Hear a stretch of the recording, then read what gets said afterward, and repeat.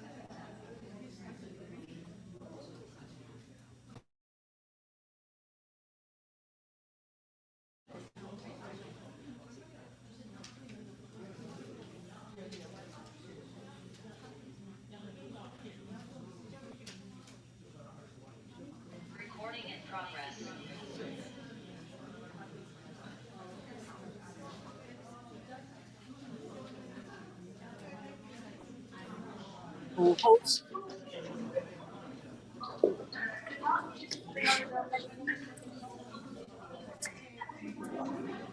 可以的。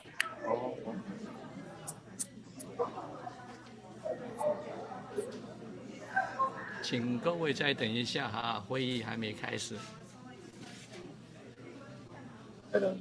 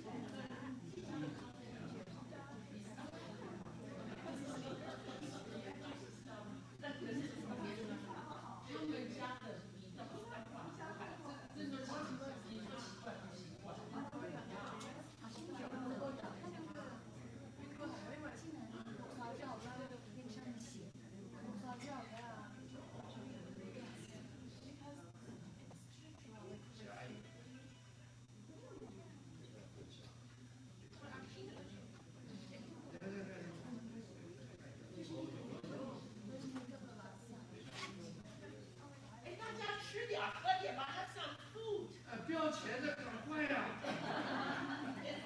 ！The coffee is so good. Better than Starbucks. Yeah. Please. Otherwise, we didn't have to, waste the food. We don't want to waste the food. 哎。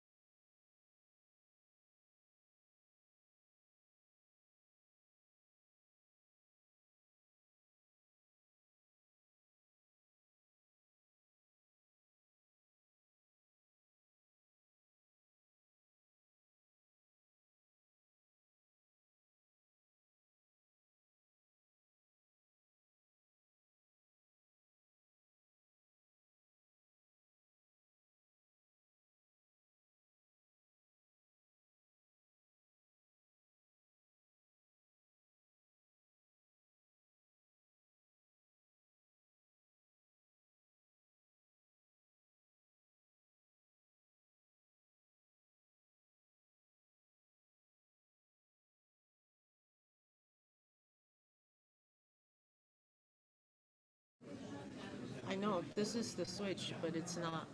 Hello, hello, hello, hello, hello, hello, hello. No.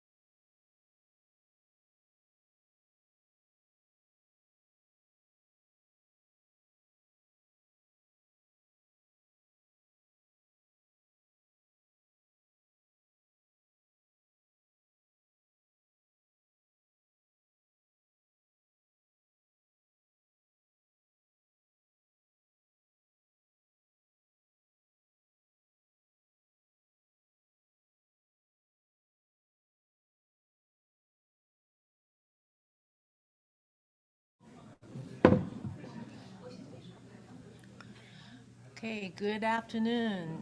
Can you hear me?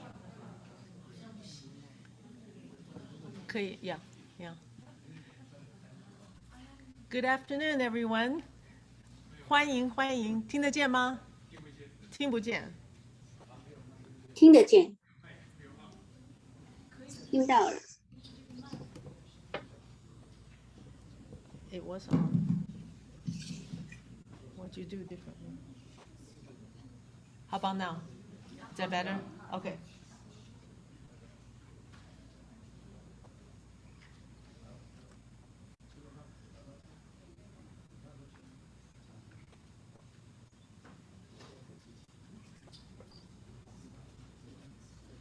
这样子。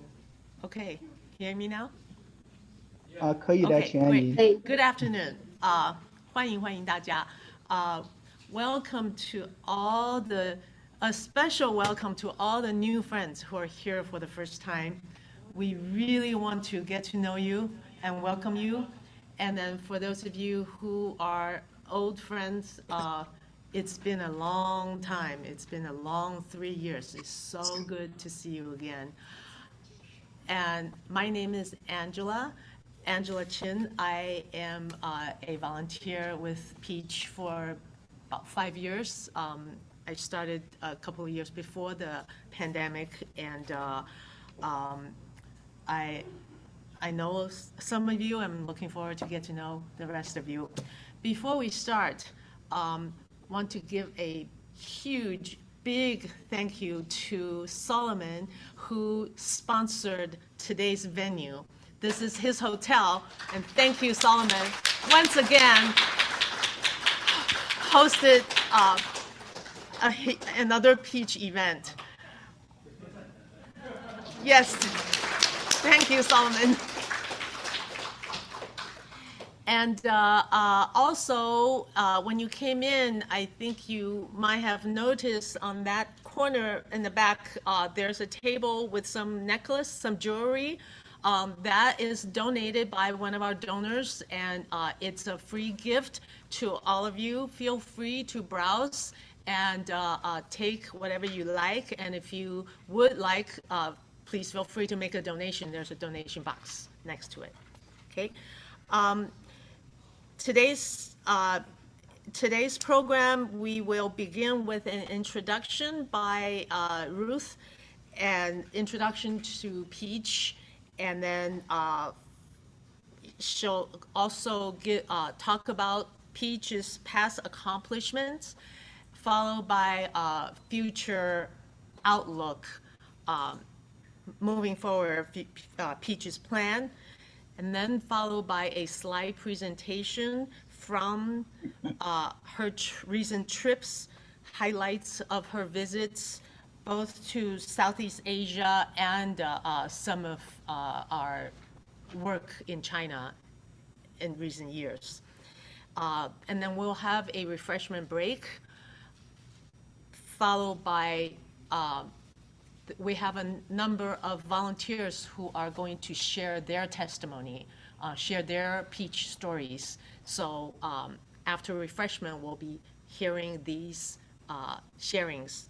Then at the very end, we will have a Q&A session. So if you have questions, please remember them, and we'll answer. We'll have a discussion and have an open forum at the end. All right? Thank you. So I'm going to give the time to Ruth.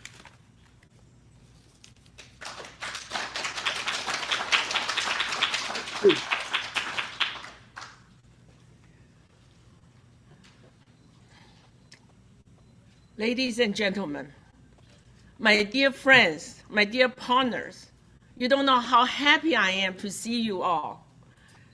Today is such a beautiful day, the most beautiful day of this year. And you choose us. You come all the way to see us, and I'm so touched. It has been a long while since we see each other, maybe like 4 or 5 years ago. I remember our last event was 2018. Yes. So for those, I'm going to still give a quick summary of Peach Foundation for the benefit of the new friends, okay? And so the old friends, you bear with me. Peach was created by a group of U.S. citizens in 2001. So now we are celebrating 22 years of success. And we basically provide education opportunity to the poorest children in China. We started at Yunnan province, which is right next to Tibet. And we help children, okay. So I need to slow, okay. So we give children money so they can stay in school. We started from middle school all the way to college. Middle school is $150 a year, and high school is $300 a year, and college is a loan format. And I am proud to say we have helped 15,000 children since inception, and out of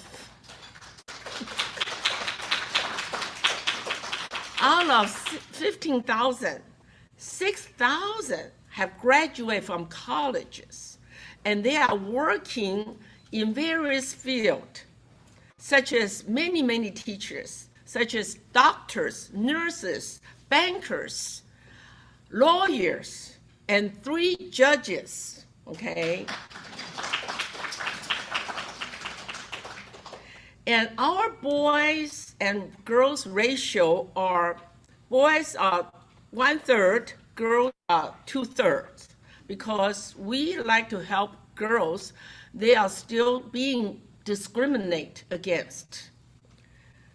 And our OSP, that means orphan or children from the single family, are greater than 40%. So I give you a quick analysis of our children bodies. So in addition to the scholarship, financial aids, we build small libraries. We have 850 libraries so far.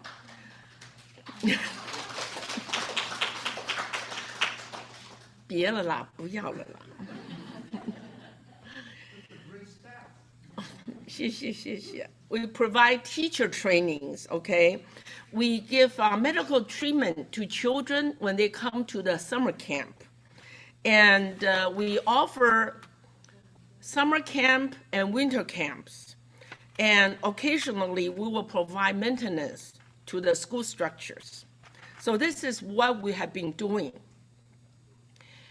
And everything was so rosy, Peach was doing so well, my staff was wonderful, my donors are wonderful, my children are wonderful, everything was so wonderful. And I feel like I'm in a nice jacuzzi until One lazy spring afternoon in 2019, somebody poured a bucket of ice water to my head, woke me up from my jacuzzi. We got a phone call from my boss, the China FBI. See, I have two bosses. One is Yunnan Province FBI.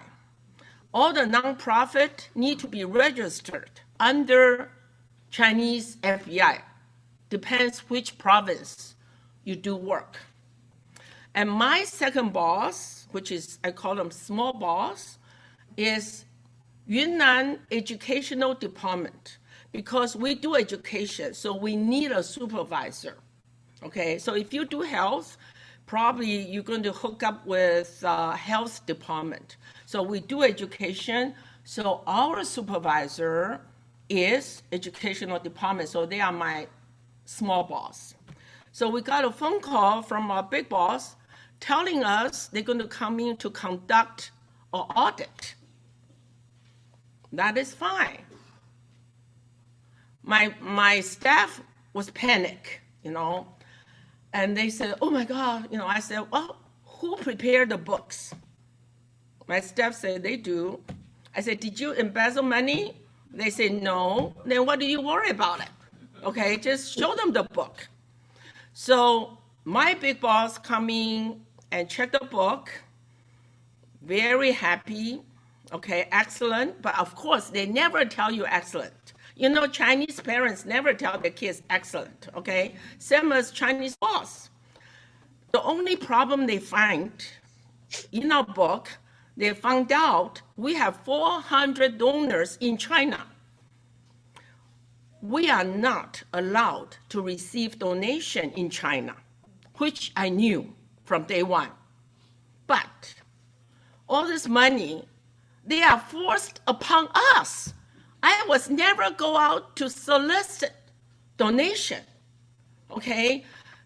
They just come to us from the word of mouth. And I just cannot kind of refuse this kind of donation. So I talked to my CPA in China many, many years ago, how to receive this donation without violating the law, okay? And my CPA, the local CPA said, oh, okay, you can tell if you were caught, you can say it's, we are the assignee. Okay, the donors are the assignor.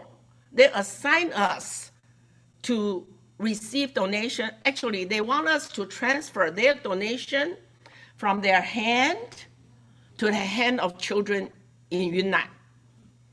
So we are merely a transferee. A pass what? Pass through. We are pass through. We are actually pass through. Seriously, okay, like 100% pass through. So my big boss, FBI, said that's not allowed. No pass through. You need to return all the money. But this is late March. We faithfully found the children on March the 1st. We told the FBI. And the FBI said, okay, well, if you already found the money, then don't accept any new money. No more accepting new money. I said, okay. So in the same day, we email, then the FBI said, we're going to call your donors to understand what's going on. Okay, fine. So in the same day, we emailed to all the donors in China to tell them what happened. We are being audited. Please do not make more donation to us. Not even a penny, please. And somebody from FBI will call you. And just tell them the truth. Your relationship with Peach, just say what was the truth. So, the following day, this lady from Shanghai called us and said, somebody just called me saying they are Shanghai FBI I said, scam. I said, 骗子. And I hung up the phone. Yep. She hung up the FBI phone. She said, you are a scam. 你是个骗子. Okay? Boom. And then she found our email. And then now she got so scared. And she asked what to do. I said, well, they will call back. And thank God they did call back. And this Shanghai lady went into the FBI office, local office, and just explained their relationship with Peach and so on and so forth. Anyway, so things like this, on the spot, we lose about 10% of the donors right there. I mean, I understand people, they just don't want trouble, So that's fine. But now I lose 300,000 US dollar in donation. Okay, yeah. So, but that's not the worst. So that's March, late March. The following 2 months, we got 3 more audits. Another one is from the city FBI. Remember, the first one is the provincial FBI. The second one is the city FBI. And the third one is the Beijing Audit Department. Okay? And the fourth one is the local, every county's FBI. Okay? So I told my staff, I said, well, we only have 1 book. Whoever come in, it's the same book. I said, don't even put the book away. Just leave it on the table. Whoever want to take a look, take a look. Okay? So when the local FBI went to the school to check with the students to find out if Peach has been talking about politics or religions to the children. Okay, the children say no, no, no. And then the teacher got really scared. Teacher said, what happened? What happened to Peach? And the local FBI said, that is a top secret. Okay? Peach is conducting, this is a new word, subversion. Subversion. 颠覆. 颠覆, that's a vocab for me. 颠覆. Peach is conducting 颠覆国家, subversion of the country. And I said, oh my God, that's a big word. I said, in China, you can rob, you can rape, you can embezzle billions of dollars, but you cannot subvert, okay? And my staff was so scared. And I said, don't worry. I said, this is how it works in China. They give you a crime. They impose a crime on you. And then they find evidence to prove your crime. Okay, it's just on the opposite of what we do in the U.S. Okay, you are innocent until you prove guilty, right? So I said, don't worry. I said, did you guys subvert? No. If you did not, then don't worry. Okay. So that was that. But I tell you, I got very worried. Okay. I sense something bad is going to happen. So I frenetically looking for another site. I cannot put all my eggs in China basket. Okay, but then I tell you my strategy later. Yes? Okay. So in the summer, when I went to China for summer camp, I went to my big boss office. Remember, I lost 300,000 in donation. I'm going to get it back. I went to plead to my big boss. I said, we have 400 donors in Shanghai, Beijing, Guangzhou, helping 1,000 children. if you cut them off, you're going to break 400 hearts. And you're going to hurt 1,000 families, you know. And my big boss said, well, why don't you send a report to plead? You know, we can look at your case, okay? So for the whole month in the summer camp, I was writing that report.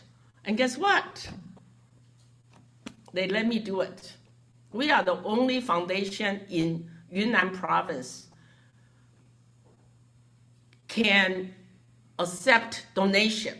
Not donate, not accept, that's a bad word, can be transferred with a pass-through, can be passed through with a donation, okay?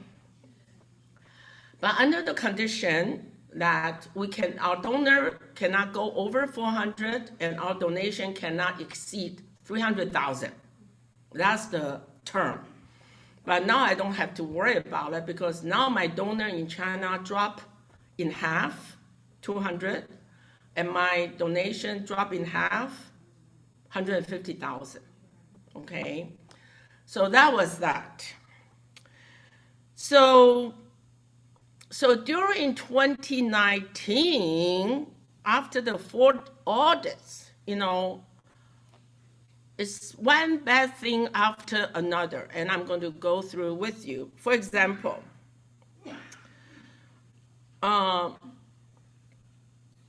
several counties, several sites dropped us just like that, okay? Without any notice, just like that. And the reason is they cannot find poor children. They just can't. And I said, okay, how about our current children?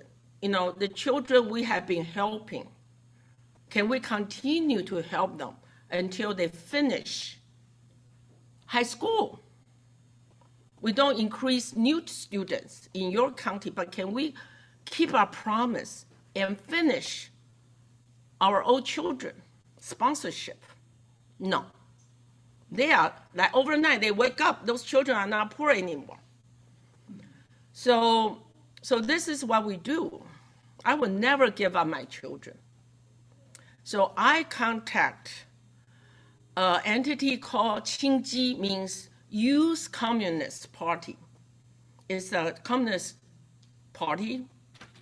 And I contact them and ask them to do the funding for us. In other words, we give money to these organizations, and then on top of that, they charge 4% commission or admin cost, and then they will send the money to my children. Hey, 4% is a steal, okay? It's worth every penny. You know, they have a big organization, they have a lot of cost, right? Yeah, so it's dirt cheap. I'm so happy. So we lost about 40% of my sites, 40%. But fortunately, the site I lost, you know, I still can fund the children through Qingji organization. Except 2 organizations just can't. No. Why? Because they asked Qingji, who was the donor? And Qingji said it was Peach. And then when they find out it's from Peach, they said, no, cannot do. If it's from other foundation, it's okay, but not from Peach. I definitely do not ask why. In China, don't ask why. Because they already insult you once. Why ask for the second insultation? Yeah. So that's 2 counties. These 2 counties are the poorest, number 1 and number 2 poorest county in Yunnan. Okay. So I remember one orphan called us, you know, she's in one of the counties. She called us every day and asked us. She has not received the money. And my staff just couldn't tell her the truth that your government said you are not poor anymore. We just cannot say that. So my staff was stalling her, said, oh, oh, we are busy. We haven't got a chance to do it yet. We are looking into it, blah, blah, blah, blah, blah, blah. So I said, you know what? I said, send her the money use my account, my personal account. Okay, it's not Peach money, it's my personal money. And my staff was ready to do that. And thank God I talked to somebody, a donor in Beijing. He said, don't do it, Ruth. Don't make that stupid mistake. Because now China is waiting for you to take a fall. They are waiting for you to make a mistake so they can shut down your operation. I said, I will make sure that the girl will not tell anybody. He said, don't do it. There's no secret. Think.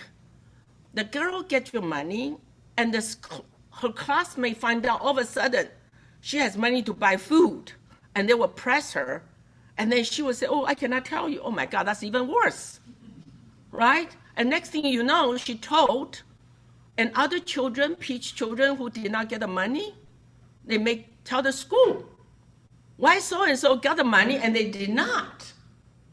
And next thing you know, you fund the children against the government.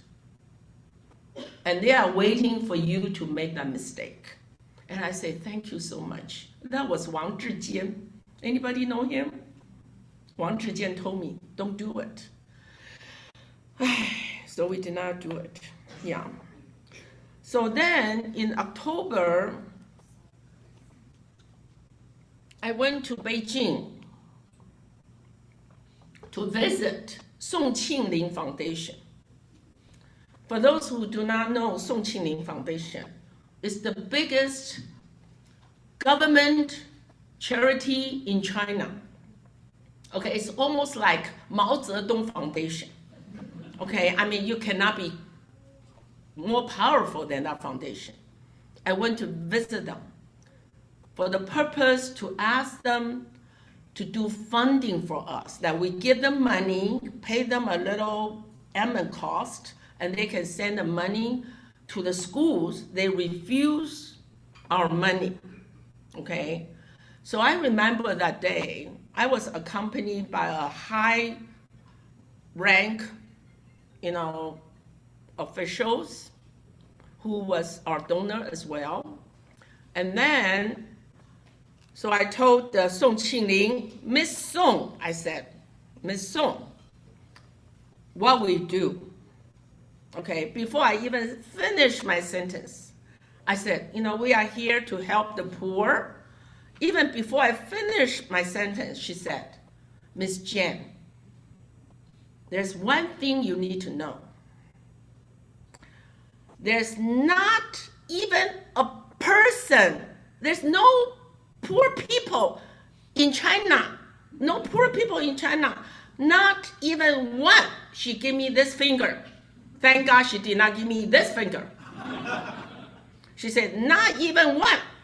And my mouth I was shocked, okay? And before I closed my mouth, she said, but Peace Foundation still have a lot to work with. Even though there's not even one poor person in China, but you still can help the children, give them better food, better clothes, better housing. There's no limitation to the betterness, is it? I said, yes. You are so right. Miss Song is teaching me something. The political wing has shifted. And here I am, still did not know what is going on. Still say, oh, I'm going to help the poor. There's no poor. So keep that in mind. And that's how we change all our literature. We change all our talk after that. I tell my staff, never mention that word, poor. It's deleted in the dictionary. Don't say that word, it's a dirty word, okay? So I told her that we lost 40% of the county because they cannot find any poor people. And she said, oh, let me call somebody for you. So she picked up the phone and called this Dehong, which is right next to Myanmar. They are 5 counties cluttered together. So she said, so she talked to this, big shot in Dehong, and she said, Peach can come to work with you to make the children's life even better. Yeah. So thank God, we save some, we get some sites, okay? We did not win back all 40%, but with the Dehong 5 counties, we kind of get back 20%, okay? So that's another incident. And then in the same year, I think in September, my manager, Tina, was called to my small boss office, the educational department, remember? She was called, okay? And we are very nervous. We don't know what we have done because our small boss, they don't want to do what, they want to fire us many years. They want to fire us, okay? They want to drop us. But we cannot let that happen. If we don't have a supervisor, Peach need to close business. It's a must. You must have a supervisor. So I have told my staff, okay, if our second boss want to drop us, you do anything you can, including cry, save our position with our second boss. Okay, I said, Tina, you can cry because you are a girl, and that is to your advantage. Okay. So several times, she did not cry, but several times, second boss wanted to drop us. She would just say, we love you. You are doing, we love your leadership. Please don't drop us. We love you, blah, blah, blah. Okay. So far, we haven't been dropped. But now, my second boss called Tina to her office. We are so worried, okay? So before she went, so I said, Tina, remember my 锦囊妙计, cry if you have to, okay? So she went, and what happened was, in the summer camp, we have to report everything to our big boss and small boss. Everything goes in, including which side of the bed you're gonna get up in the morning. I'm not kidding you. But we got a last-minute donation of school bags, stationery, shoes from a donor. Okay, last minute. Just a week before the summer camp, and we did not report to our boss. And then she found out. So she called Tina. She said, I am so disappointed in you. See what kind of trouble you have caused me. Now my supervisor has chewed me out. You guys sneak into some items which you did not report to us beforehand. You know, it doesn't matter what happened. You know, and Tina tried to explain it was the last minute and blah, blah, blah. It doesn't work. Okay, so, and I pulled Tina, and then all of a sudden, this lady, Miss Wang, that's her name, Miss Wang, she asked Tina a multiple choice.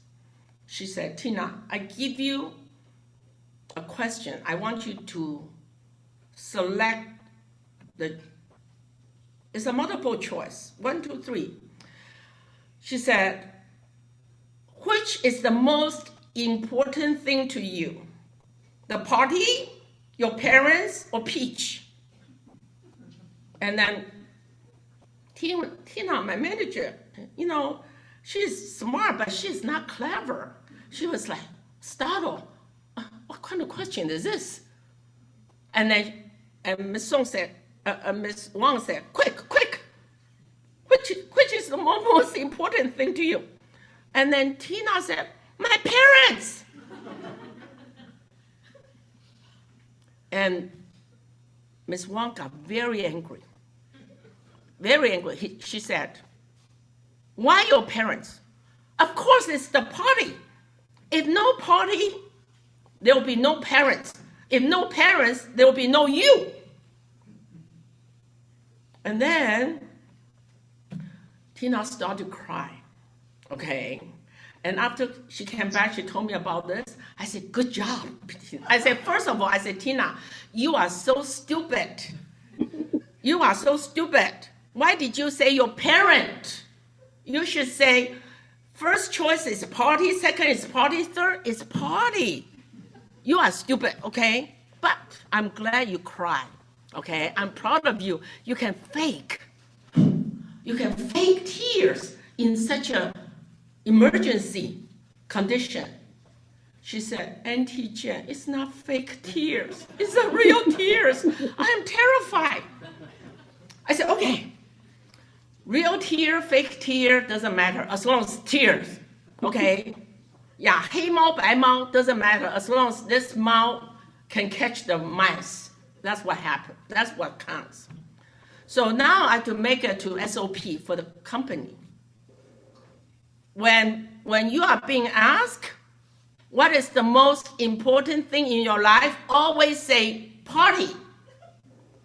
Okay, I'm not kidding, no. I'm going to quiz you, kids. I tell my staff, I'm going to quiz you. So that's another incident.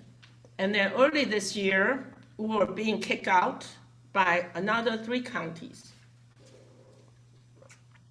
The first county said they cannot work with us because we ask the children too many questions. We have the children fill out the form.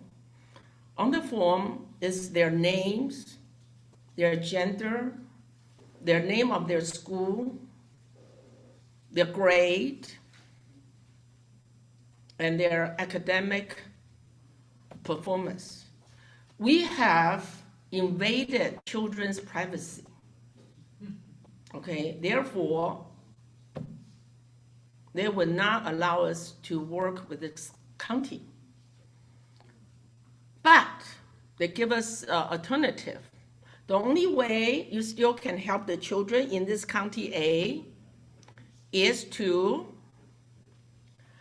you give us the money and we will distribute the money to the children whom you cannot ask whom we give it to, because we don't want to violate the privacy. So that did not work out. So we lost that county. The second county we lost, they say we only choose elite students. And they ask us our intention, our true intention. Okay, they say you only choose elite, and then you exclude children with bad grades. Are you trying to split the society into 2? 分裂社会. How do you say it? 分裂, it's not divide. It's worse than divide. 分裂 sounds very bad. 分裂. So we are being accused of 分裂社会. Okay, so we cannot work in that county. And then the third county said they cannot work with us is because outside we are a Taiwanese company. We register using our Taiwan foundation. But inside we are a U.S. company, U.S. charity. But regardless, both Taiwan or U.S. are very sensitive entities, okay? And then another county would not allow us to ask for the children's parents' phone number. And that, without the phone number, we cannot do the home visit because the driver doesn't know where these children live in this village. Every time when we do home visit, the children's parents have to come to the entrance of the village to receive us, okay? So this county said, no, that's invasion of privacy. So I told my staff, I said, if we cannot do home visit, I will not do that. I will not do that county because I need to make sure every single child coming to Peach are truly poor. That is the policy I have followed for the last 22 years. And then from day one, as you know, we wire the money to the children's bank account directly from day one. Maybe day one, they don't have bank account, so we wire the money to the postal remittance, okay, postal remittance, so they can cash the money. But very quickly, we start to have the children open a postal account or bank account, so my staff in Kunming can wire the money directly to their account. And this is what we've been doing. But now, starting 2019, we cannot do that. We cannot send money to the children directly. Instead, we have to send money to the school, and the school will distribute the money. And that is going to create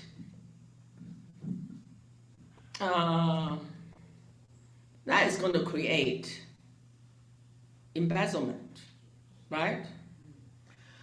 But what can we do? So what we do is we call the children. Have you received the money? Have you received the money? So far, I can guarantee you, every child has received the money in the last 3 years since the policy change. But it's not without a hurdle. For example, this school, we've been sending the money to the school and school send it to the children, fine. But this school for last year or the year before, all of a sudden, the school said they are not allowed to receive the money. Now the finance department of that county is allowed to receive the money. Finance department, what does that to do with school? But the school said, don't send us money, okay, fine. So we sent it to the finance department. But the finance department just couldn't give it to the school. Week 1 gone by, week 2 gone by, week 3. The poor principal had been running back and forth to the finance department and the school. So after a month, I said, okay, now it's time to call my big boss, FBI. And not to file a complaint, no. Never complained in China. Everything's so wonderful. No complaint. But this is the approach we take. Dear FBI, the money is still in the finance department, and our children have not received the money. My children have been calling us every day. They don't have the money to pay the tuition, no money to buy food. We don't know what to do. What should we do? Okay, that's all we have to say. In 3 days, all the children get the money. Okay. So the story can go on and on and on, but I'm not going to bore you. So I just want to give you some example. What kind of challenge Peach has faced in the last few years. Therefore, on year 1, 2019, I said, something smells really bad. Okay, this is now, I feel very uncomfortable. I need to find another basket. I cannot put all my eggs in a China basket. So I started Myanmar. Okay, let me tell you, the biggest asset of Peach Foundation is my 7 employees. 6 are my Peach children. I know them 22 years. Many of them have been working for me more than 12 years. is a very well-trained team. I can take them anywhere in this world to start it over again. But if I lose them, I'm not going anywhere. Okay, so that's number one. I need to find another side. Number two, I'm still full of passion. You know, I love this job more than ever. I don't want to quit. I don't want to quit. So that's why I said the only way is to stick our head out, you know, get out of China, prepare to get out of China. So I went to Myanmar, okay. 2019, I was very lucky. I met this local foundation. It's called Ai Mian Foundation. It was founded by this Taiwan legend, Wang Jianxuan. Okay, it was a wonderful foundation. So we worked together very nicely. Okay, but 2020, the pandemic happened. You know, the whole world suffered, of course. But that's not the worst. The worst is February the 1st, 2021, the military coup took over the government. That is the worst. Now Yangon, on the average, have 50, 60 gunfires every day. Okay? My partner said, don't come. I said, I'm not coming. You know, it's still a pandemic. But that's still okay because we're still doing the funding. We still can send money to Myanmar. So my project is still alive. But then, 1/1/2022, last year, the money stopped. We sent the money on the January, first week. It was returned in March. Because starting 1/1/22, Myanmar government prohibit any foreign charity send money to the local charity in fear the local charity will overturn the government using the money. So last year, when the money dried up, I know my project died, right? And that's when I frenetically looking for other projects. And that's why I went to Mysore of Thailand, I went to Cambodia. And I will tell you about those two projects shortly. Okay, I want to explain it to you why I'm all over the map. For a reason. So because of this money, you know, cannot go into Myanmar, I find this project at Mysore, northern Thailand. I was there last October, okay? This Mysore is the hub of refugee escape from Myanmar. 250,000 refugees escaped from Myanmar and live in Mysore. They have no legal residence. If the police caught them in the street, the police can check their ID and deport them anytime.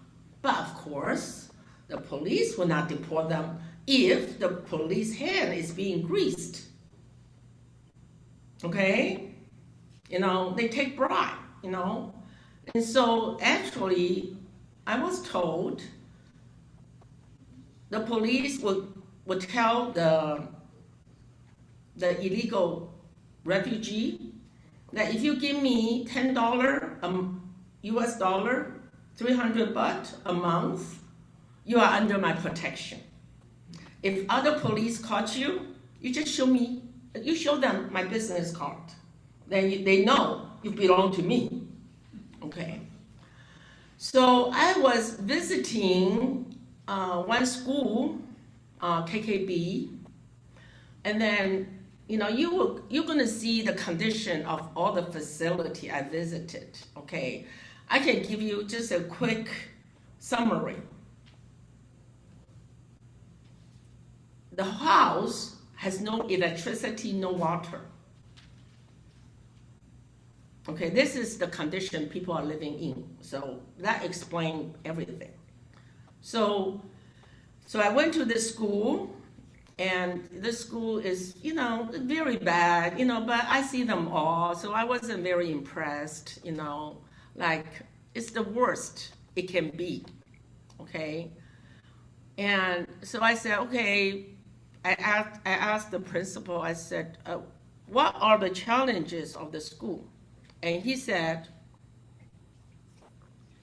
the challenges, all our teachers receive no pay. That's why the turnover is very high. I said, how high? He said, 1/3 of the teacher will leave at the end of every year. And I was thinking, come on, no pay. You know, don't give me that. I'm not naive, I'm not stupid, you know? So I said, no pay, then how do you find food? Where do you live? And he said, well, if it's a single teacher, he will live in the school, eat with the students, okay?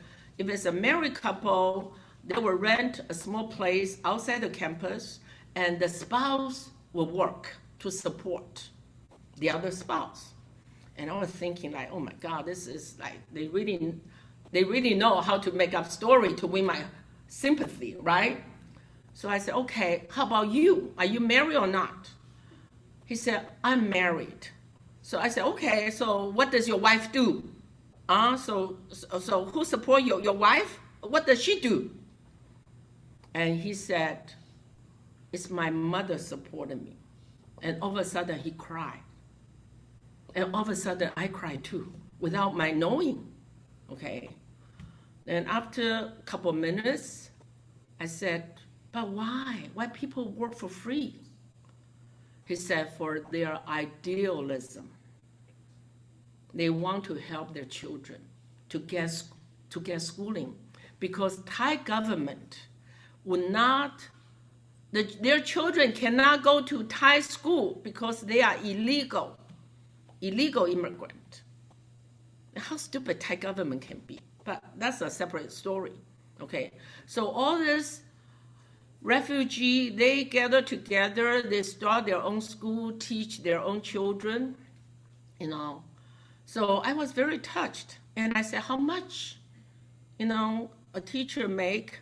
Well, how much the teacher make will motivate them to stay? He said $150 a month. And so at the time, I promised him, he has 29 teachers, so I said, I'm going to give you 26 spots. Okay. Don't ask me why I come up with this 26 number, okay? Yeah, until this day, I still don't know why. The 29 teachers, I give 26 spots. You know, don't ask me why. Anyway, so this is what we do in Mysore. This year in March, I went back to Mysore. I met with the 26 teachers and blah, blah, blah. Then we visit other schools. So now we are funding 100 teachers in Mysore in 15 schools. Other schools, they do get paid. But on the average, the teachers we fund, they are making $50 a month or $100 a month, okay? And many schools, they will waive, oh my God, 怎么这么不 consistent 呢？哦 ，OK，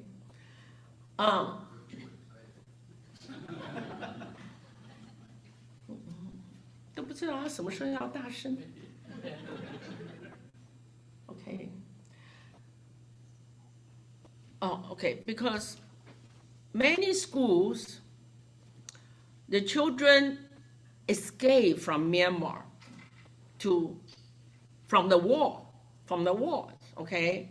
And they have no parents, no family. They just come by themselves and they stay in the school. And the school will cover their room and board for free. And how do they get the money? So they cut the salary from the teacher. OK， 这是绝对没有麦克风的，这是没有麦克风，这都是我的我的中气。OK， so I was very touched. All these teachers, they sacrifice, their salary so they can help more children to go to school. So that's why we fund the teachers $50 a month, or actually all $50 a month. 100 teachers, only 26 teachers get $150 a month. The 74 teachers get $50 a month, okay? And then we pick 42 students. We will give them $300 a year. With $300 a year, they can pay their room and board cost to the school, because, so with the money the school collect from those children, the school can, 这个你们后面香香你听得到妈妈吗 ？OK， 好。So with the $300 from the children, remember this child, it was waived. So now I said, my Peach children, we don't want to waive. Don't waive them. We Peach will pay for my children. So you teacher can make a little more money or add an egg a day for the children. Get a better food. Okay, so this is what we are doing in Thailand, Meso. And as for Cambodian project, what we are doing, about 10 years ago, I read an article. It says a Cambodian mother living in Phnom Penh. She sold her 12-year-old daughter's virginity for $600. At the time, it was just breaking my heart. And at the time, the thought crossed my mind, how I wish I can help her. But of course, I cannot help her. Of course, I did not do anything. I did not even pursue this idea. But the seed was planted in my heart 10 years ago. So last year, when I was looking for a project, I come across a church school located in Phnom Penh. They specialize in taking in sexually abused girls, put them in the counseling for 2 years, put them in the school, okay? And I said, I love this project. So we are doing this project, okay? March, I met all my 23 girls.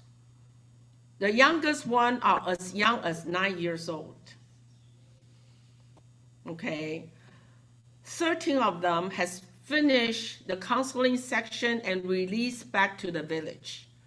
Peach pay to get them to Phnom Penh. Some of them travel 5 or 6 hours to come in. I met all of them, okay? For this group of children, we do not need academic performance. I don't need 3 A's. I don't even need 3 C's. I just want my children to stay in the school. I personally interviewed 10 of them. I asked them their goal. Many of them want to be a hairdresser. I said, that's a great job, but I want you to stay in the school at least to middle school, and I will find you a vocational school to learn to be a hairdresser. And then Out of the 10 I talked to, a couple of them want to be doctors. I said, great, we will help you. Okay, and I give the speech to the children. And in the speech, I tell them what we do. I said, we do college loan, blah, blah, blah, blah, blah, blah. And then in the Q&A, the student asked me, why college loan? Why do they need to pay back? I said, good question. Let me tell you why.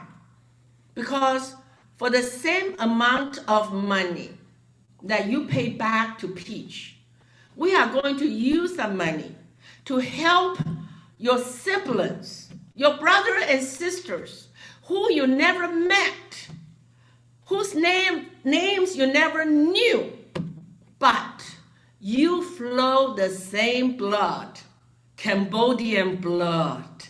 Oh, all of a sudden, all the girls clap their hand. Yes.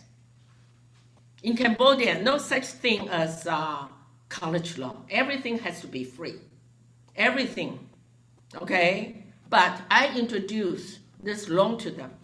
If you finish college, yes, you need to pay back so other Cambodian children can benefit from it.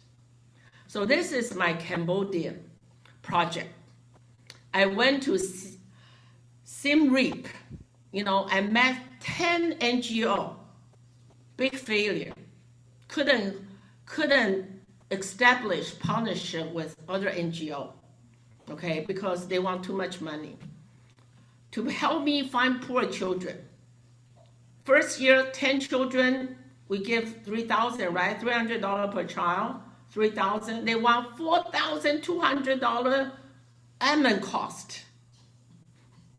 $4,200. I said, you will get your $4,200 when you help us find 200 children. The more you help us in the long run, the more admin cost we will pay you. We will pay you 5%. No, got to get it the first year. Almost every single one.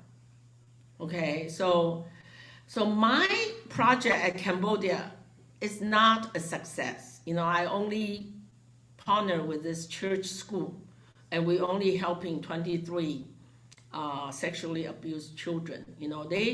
They cannot take sexually abused children very, very much. They have a quota, a limit. Their capacity is 20 in their dorm. Okay, but that's okay. Our project at Mysore is very successful, and our project at Myanmar is very successful. Okay, we used to have 40 orphanages, 2019, but because of the funding was dried up, last year I cannot go, right? Remember? And then the bank returned the money back to us. Remember that? 40 orphanages, 20 went bankrupt. 20 went bankrupt. So last year in October, I wrapped $9,000 cash on my belly. Thank God I have a big belly. Okay, cash on my belly. And my two staff wrapped $5,500 cash on their belly. And we went to Yanguang, okay, $20,000 cash. I told the 20 orphanage, I said, now the money is here. Don't you go bankrupt on me. Not even one can go bankrupt on me. Okay? So I was thinking, oh my God, if I'm going to do this Myanmar project, every year I have to go and wrap some cash on my belly. How much cash can I wrap on my belly? But thank God, somebody approached me and offered me an underground channel to get money into Myanmar. Okay? But don't ask me what is the underground channel. Okay? It doesn't matter as long as Children get money, that's the key, okay? So now in Myanmar project, we expanded to local schools. Now we have 20 local schools we are working with, helping 200 families. We funded money directly to the children. Again, remember, we emphasize directly to the children. And our partner, IMEN, they cannot agree more. They say, oh, save us time. When you guys here, we just put the cash in an envelope, then give it to the children, our work is done. Everybody happy, we are happy, they are happy. Okay, so this is what we do in Myanmar. Okay, we're going to continue to keep this 20 orphans, but we are going to expand to the local families to help their children directly. Okay, and then a side job in Myanmar is water purification system. We have a couple of donors who are just crazy about this water purification because the water is very bad. Okay, so they have this machine, it's $1,000, and it will filter the water. Okay, so we are doing that. We already established 30 water purification.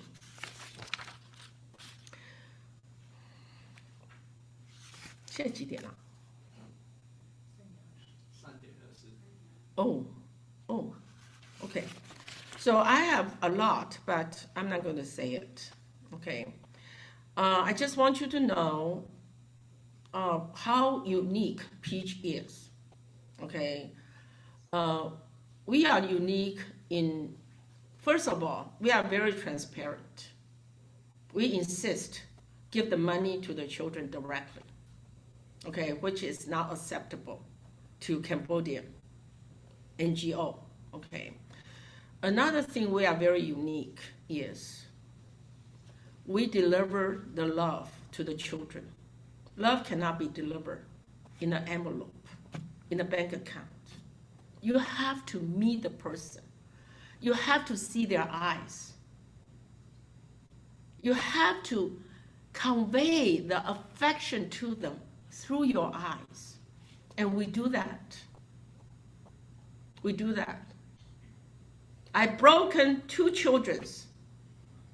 In one sentence, I can break them, okay? Because if you truly mean what you say, they can feel it. It doesn't matter. It doesn't matter what language. Love has no language. Love has no language.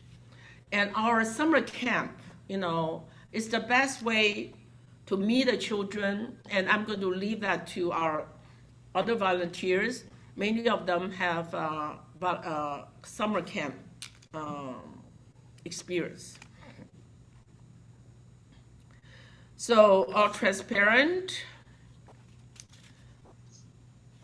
Okay, one last thing I want to talk about is I've been asked, by an MBA lady. She said, what's the return of my investment in Peach Foundation? I said, okay, you donated $300. You helped one child. But no, you did not help one child. Every child carried at least 20 members on their shoulder. So you are helping 20 people at the least, let alone the children of this child. If this child has education, her destiny is totally changed. Her poverty is broken, okay? Her children will never be poor again. So that is a bonus. That I don't even count. I'm talking about how this child has helped her 20 members and how you have helped 20 people. Merely $300. That is such a steal, okay? And many donors said, oh, I didn't do much. I just donate $300, blah, blah, blah. And I tell you, no. To you, it's so little. But to those children, imagine they live in a pitch dark room. When you live in a pitch dark room, you cannot even see your fingers. Can you? No. But because of you, you are the candle in that pitch dark room. When the candle is lit up in a pitch dark room, the whole room is lit up. Now you can see where the door is, where the window is. And this is how our children look up to you. Okay? Because of your presence. You are the candle in the pitch dark room. You may think the candle is so dim, doesn't matter much. Yes, candle is dim in the broad daylight, but candle is so powerful in the pitch dark room, in the eyes of the children. You give them hope. You give them dream. Okay? Wow, that's it. I'm like sweating like a pig. Thank you very much.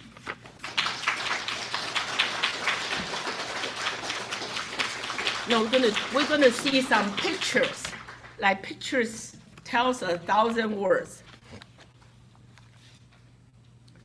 那个是不是要写怎么样 ？Okay. So can I?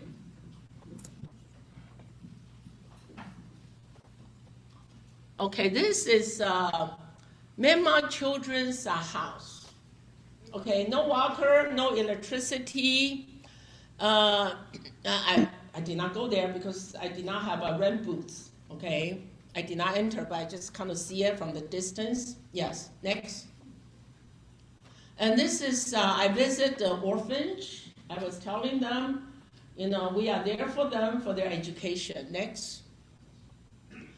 This is the children in the temple, in the monk temple. When I first visit them, you see the front row on your right, okay? My staff took a picture of him 3 years ago.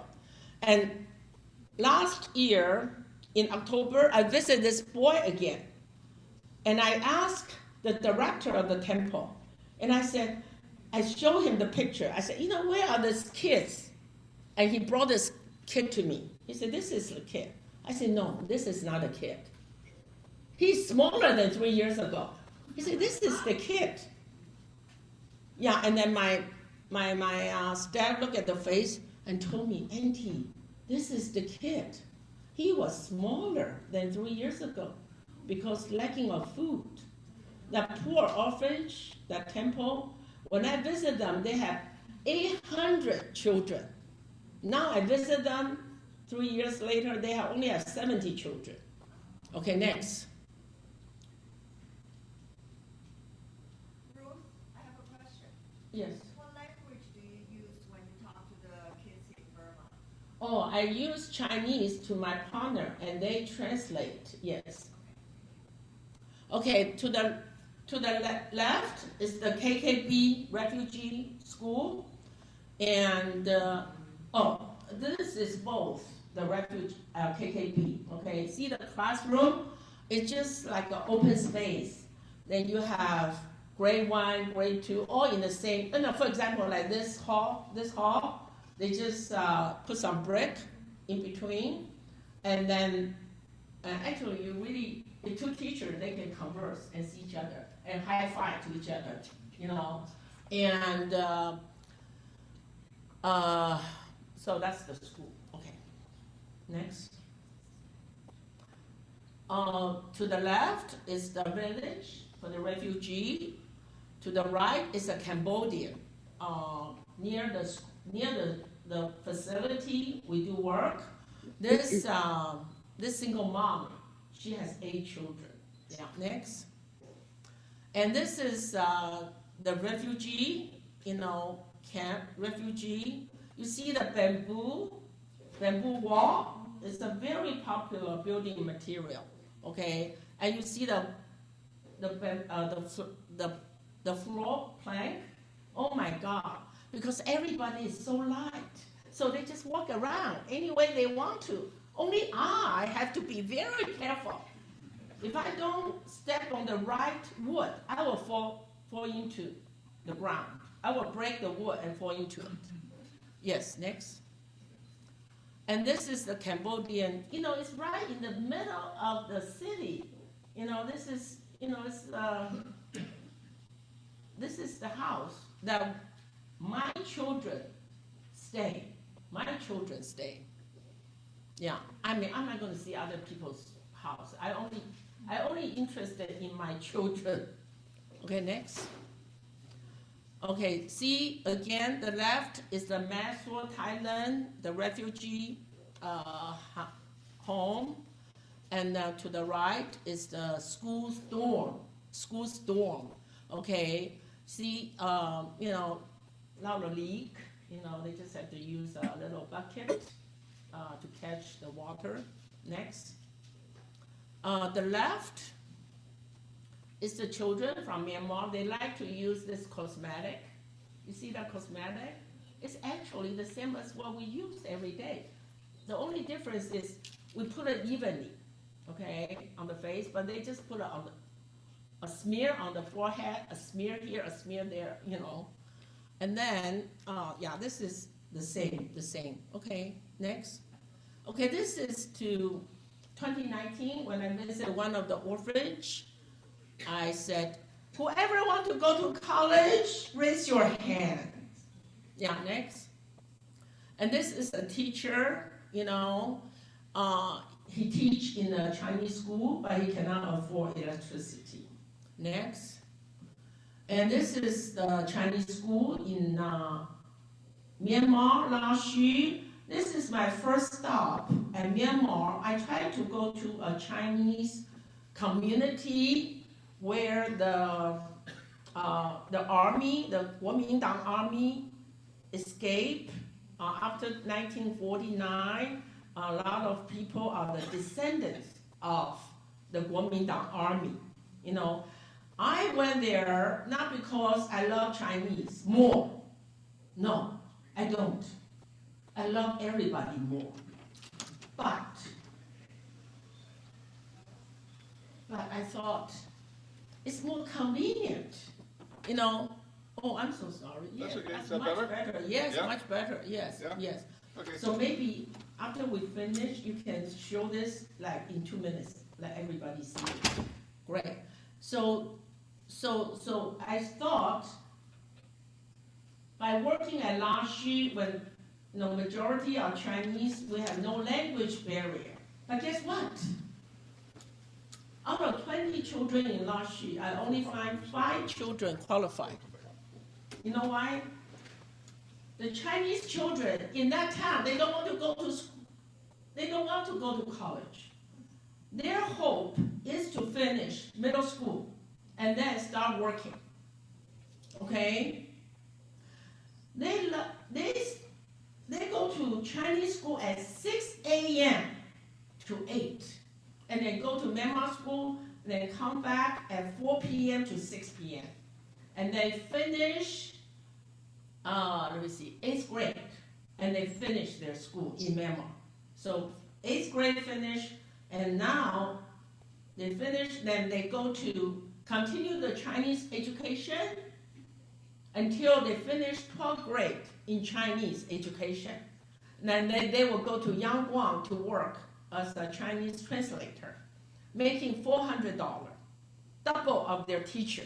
So this is what they dream of, okay? And now they want to work in the scam camp to scam people, okay? Making $1,000 a month. And now they try to recruit their teacher to join them.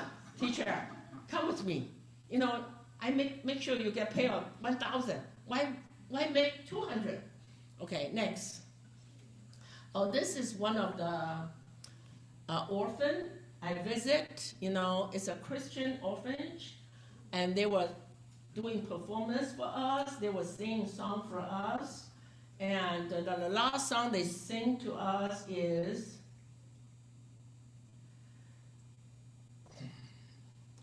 世上只有妈妈好，有妈的孩子是个宝 in Mandarin, and that just brought me to tears. Yeah, next. And this is, one of the children's house. Yeah, look at that floor. I'm like scared. I mean, I'm just standing there still. Okay, yeah. Next.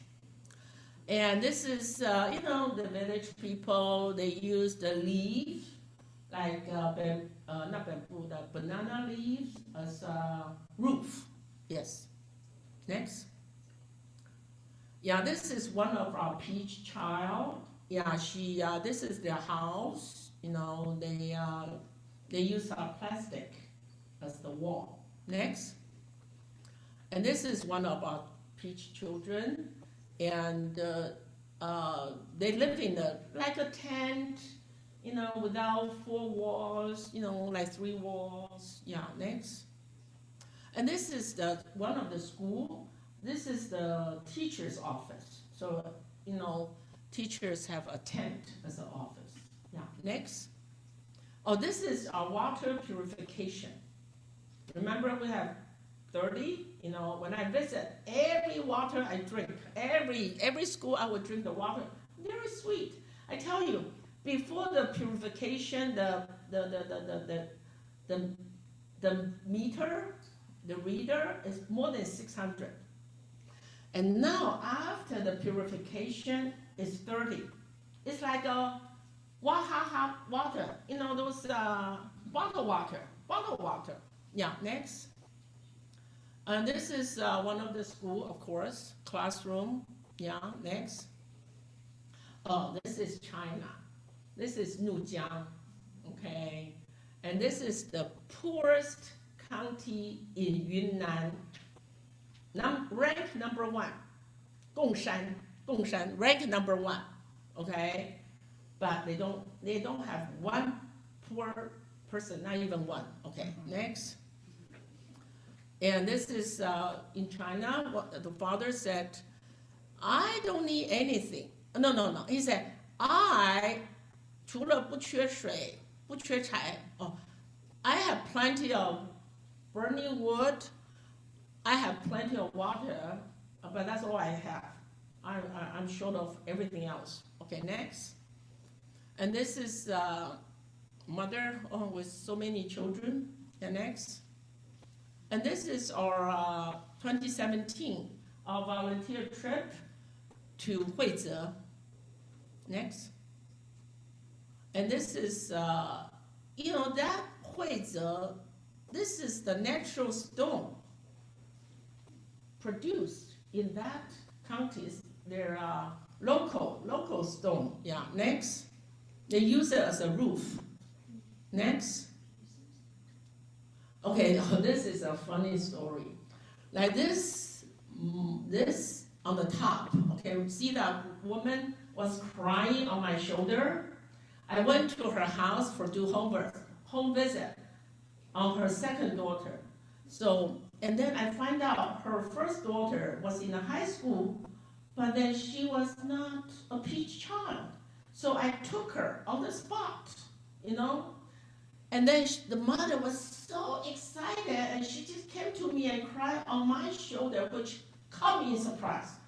No, I've been to thousands of families. No parents is so daring. Come to me. I mean, many parents cry to my face, but nobody grabbed me, and cry, and tears, and on my clothes. I was a little shocked, but then I remember what she said. She said, 我好苦哦, I have such a bitter life. If it's not for my children, I would have committed suicide. What do you say when somebody say that to you? Immediately, I know what to say.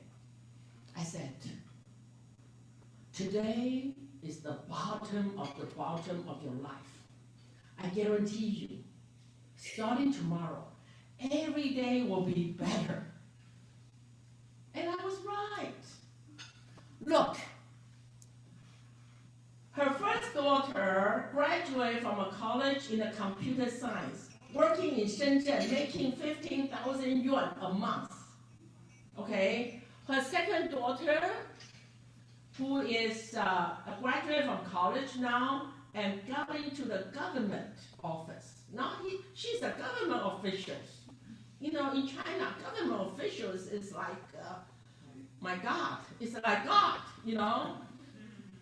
And the third one is still in the college, okay? The fourth one is a boy, okay? At the time, I told my staff, I said, this mother favored the boys and want all the girls, you know, help the boys. I said, you watch, the boy will be the least accomplished. And I was right. 2018, the boy already dropped out of school, you know, wandering in the village, doing nothing. That's the boy. It happened all the time. Many, many families, you know, sacrifice the girl's resource, benefit, and to support the boy. But the boy just what's the word? 扶不起的阿斗。这个 boy 就是扶不起的阿斗 ，okay? Anyway, and now 2021, they took the parents to visit Beijing. That's a big thing in the village. My God, if you've been to Beijing, it's even more impressive than you've been to the moon. Who wants to go to the moon if you can go to Beijing? Okay, next. Oh my God, this is a funny story. You know that man in the middle? He is the father of that girl. He has two girls, okay, and he was a widower for many years. The wife died when the girl was young. So the girl wrote to me one time. She said, my father worked very hard, and he was very bitter inside. And then I caught him crying in the pig pen. Many times I caught him crying in the pig pen because he doesn't want us to know he was suffering, okay? And then, you know, another letter, she said,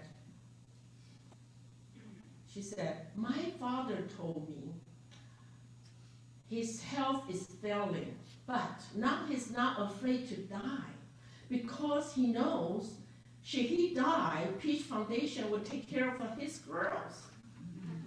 Oh my God, that brings me to tears again, okay? So I wrote to this father.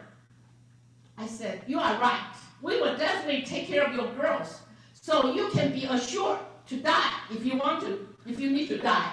Something like that, okay? In other words, don't be afraid to die. Something like that. But I wrote it in a very nice way. So he wrote me back. He cannot write. He's illiterate, okay? So his girl will write to me. So we become pen pal. You know, one year he wrote to me. He always called me big sister Jen, okay? Then he said, you know, he lost his roof, okay? The wind blow away, okay? Blah blah blah. And I sent him 800 yuan, which is about $100. You know, so he can buy material. He did not write to me for the money. He just kind of tell me what's going on with him, right? He's not going to say, you know, Biden, you know, I really don't like that guy Biden. I mean, he can only tell me what he knows, right? So this is what happened. So 2017, we have a college student reunion, and his two girls are in the school, in the college. So I invited him to be my guest, you know. Of course, he did not say a word. He doesn't speak Mandarin. Yeah. And now his two girls graduate from college. Both are vet. And he got 3,000 yuan a month from the girls. He's a diamond bachelor now. Everybody wants to marry him. Okay, next. This is our home visit for our volunteer for home visit. Yes. This is this family has 11 children, and we picked 3. I mean, they are good grades. Okay, don't get me wrong. 3 are my peach kids. Next. Oh, this is I mean, this peach kid. This is their home setting, which is very normal. The animal will live in the living room, in a sense. You know, there's no so-called living room, kitchen. You know, it's like one big room, and everybody live there. Yeah. Next. And this OTV is the only appliance in this house. Next. Oh, this is 2019. We have a donor. Okay. She got a little jackpot, okay, a $1 million jackpot. You know, her husband's company was bought. So she got a, oh my God, did I say too much? Okay, so they got a lot of money. So she donated $10,000. She designated money to invite my staff to visit Taiwan. So this is in Taiwan, yeah. 2019, I'm so glad because now nobody can go to, I mean, nobody from mainland China can visit Taiwan, yeah. So this is the Taiwan donors and my 6 children. Okay, next.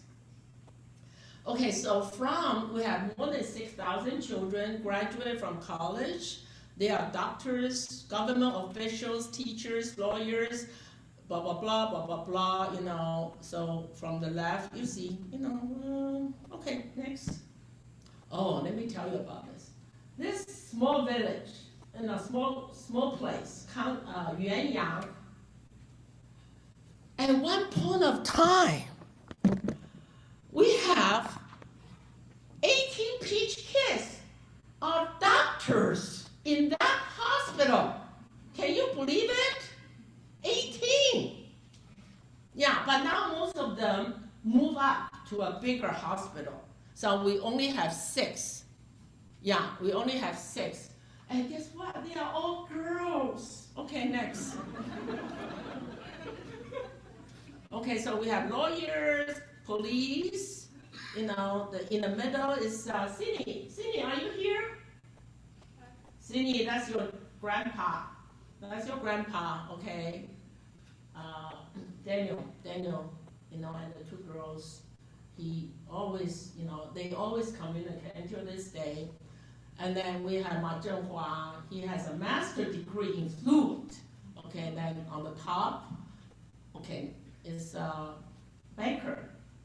Can we point out that these are the boys' success stories of each? Oh, sorry, I did not even notice.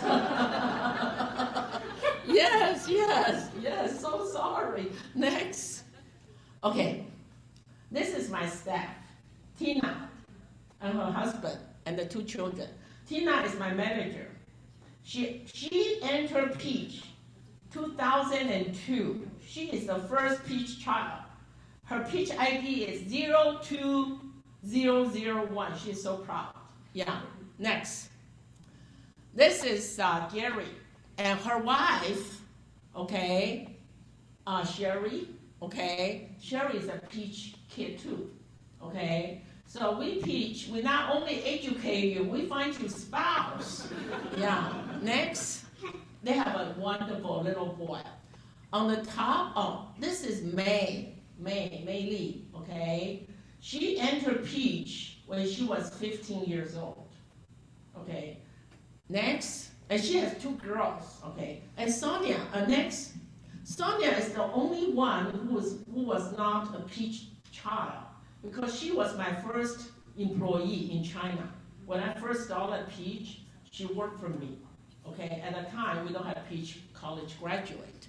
Yeah, and she has one handsome boy, and he's studying in Australia right now. Yeah, next. And this is Lucy, you know, and now she just become a mother last week. Yeah, okay. And next, Alvin, yeah, Alvin. Alvin is a handsome boy. I tell him, I said, when when we are taking pictures with Peach children, please don't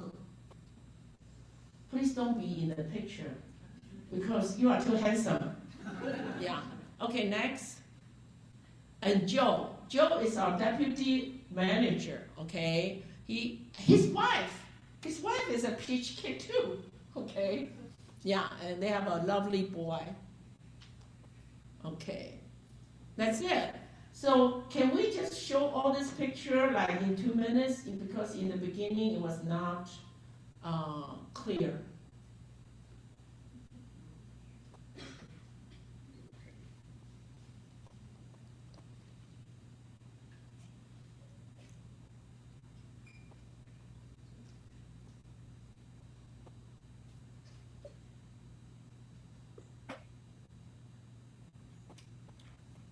So I don't want to describe the poverty in Southeast Asia because it was beyond my ability to describe. So I think it's much easier to show you the pictures.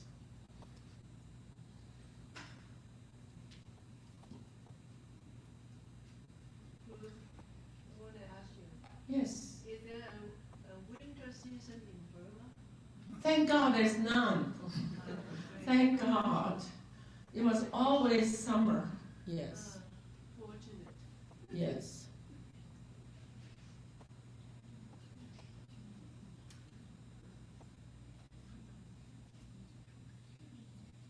So, I want to tell you the challenge. I'm so sorry. This is very important. Yeah. Can we turn on the light? You know, I want to tell you the difficulty of Peach, and I need your help. Okay. Because we are shifting against our wish. Okay. We are shifting from China to Southeast Asia. In 2019, I was not ready. I was devastated. You know, if Peach was shut down, okay, what am I going to do? That's why I very aggressively set up Myanmar, Thailand, and Cambodia. Now I'm ready. I'm ready to leave, but I will not leave. China have to kick me out, shut me down, okay, throw me out. I'm not leaving. I'm not leaving my children, but I am prepared to leave. I told my manager, we are keeping 10,000, in our bank account in case our bank account is being forfeited. It's very possible, right? We can afford to lose 10,000. I said, manager, if you need money, it's only a phone call away, only an email away, okay? So we are prepared to leave, but we are not leaving, don't get me wrong. I am going to drag my feet until the very last second when I don't know when, I'm being kicked out or being even locked up, People say, you can be locked up too. I said, no, I'm just a very small potato. I'm not even a potato. I'm flattering myself. I'm not even a potato. I'm less than an ant. I'm no significance to China government. Okay, they're not going to. If they're going to lock up somebody, they're going to lock up a U.S. reporter, not me. Okay, but I'm prepared. However, I try to expand project of Southeast Asia. My donor base, about half, still very strong to Chinese children, and I can understand that. But I need to expand my donor base to pro-Southeast Asia. So I need your help to spread the words, okay, that we are expanding to Southeast Asia and we need help. Okay, so that's my challenge right now.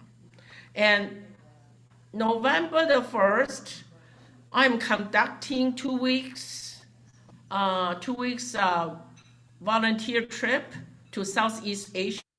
You will receive email shortly. Please sign up. 2 weeks. And then next year, about April the 1st, I'm going to hold 2 sessions of English summer camp in Southeast Asia. Please sign up. Our Chinese summer camp is so being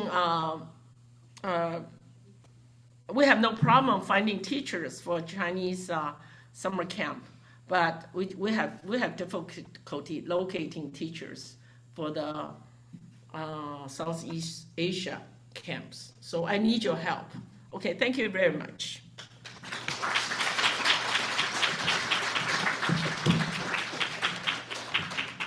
Okay, let's take a break, and let's take a 15-minute break.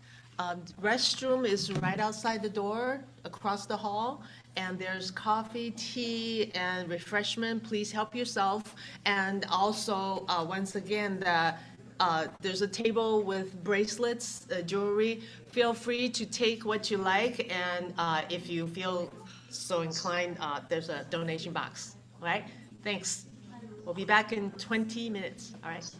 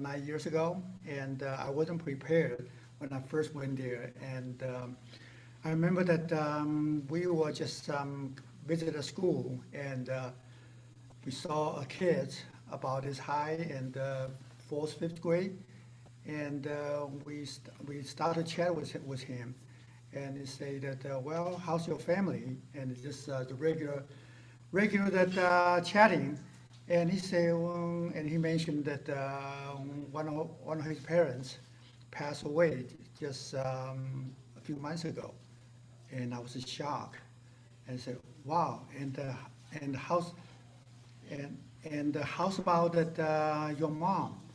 I say, my mom passed 6 months ago.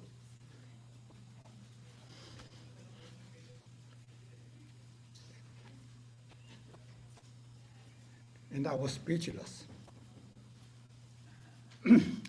Over the years, I think that Ruth has trusted me to do the translation, Chinese to English translation. And it really that been a very helpful assignment, because as you know that Ruth and I, we both come from Taiwan, and English is not our first language.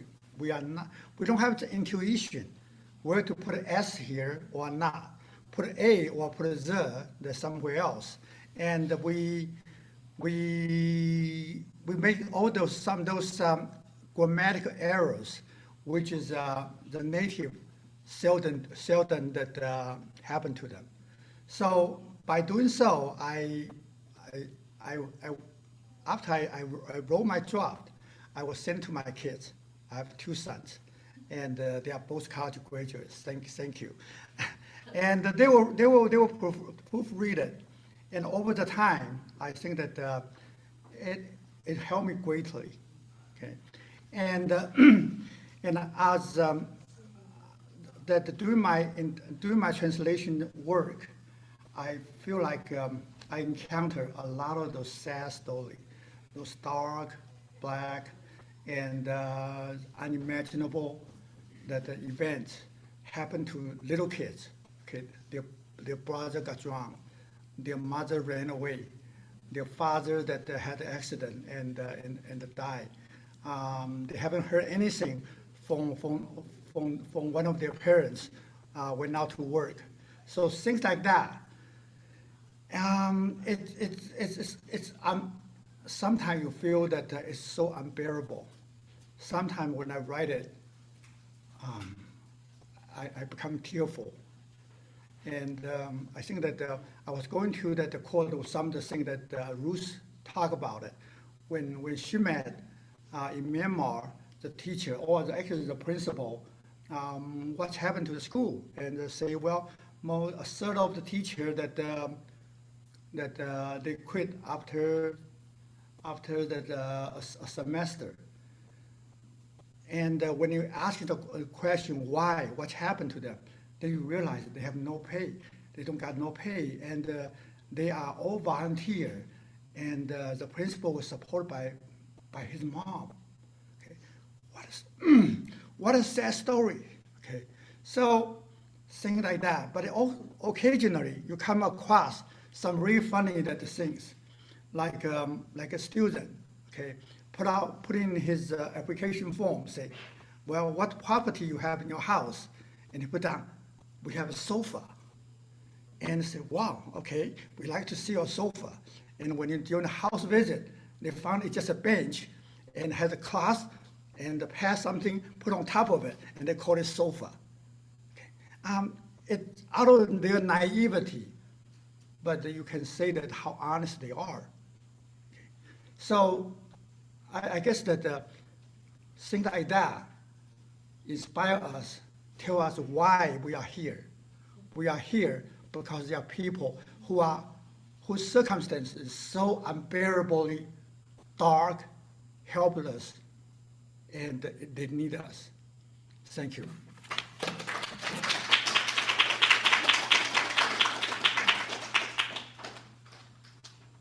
Sydney?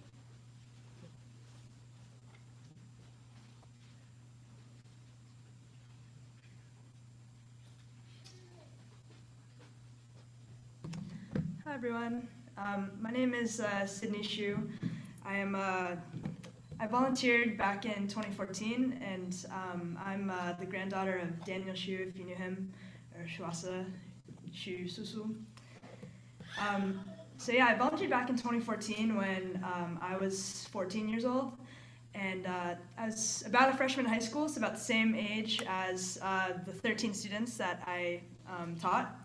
And I think my experience at the summer camp as a teacher changed my life in a number of ways.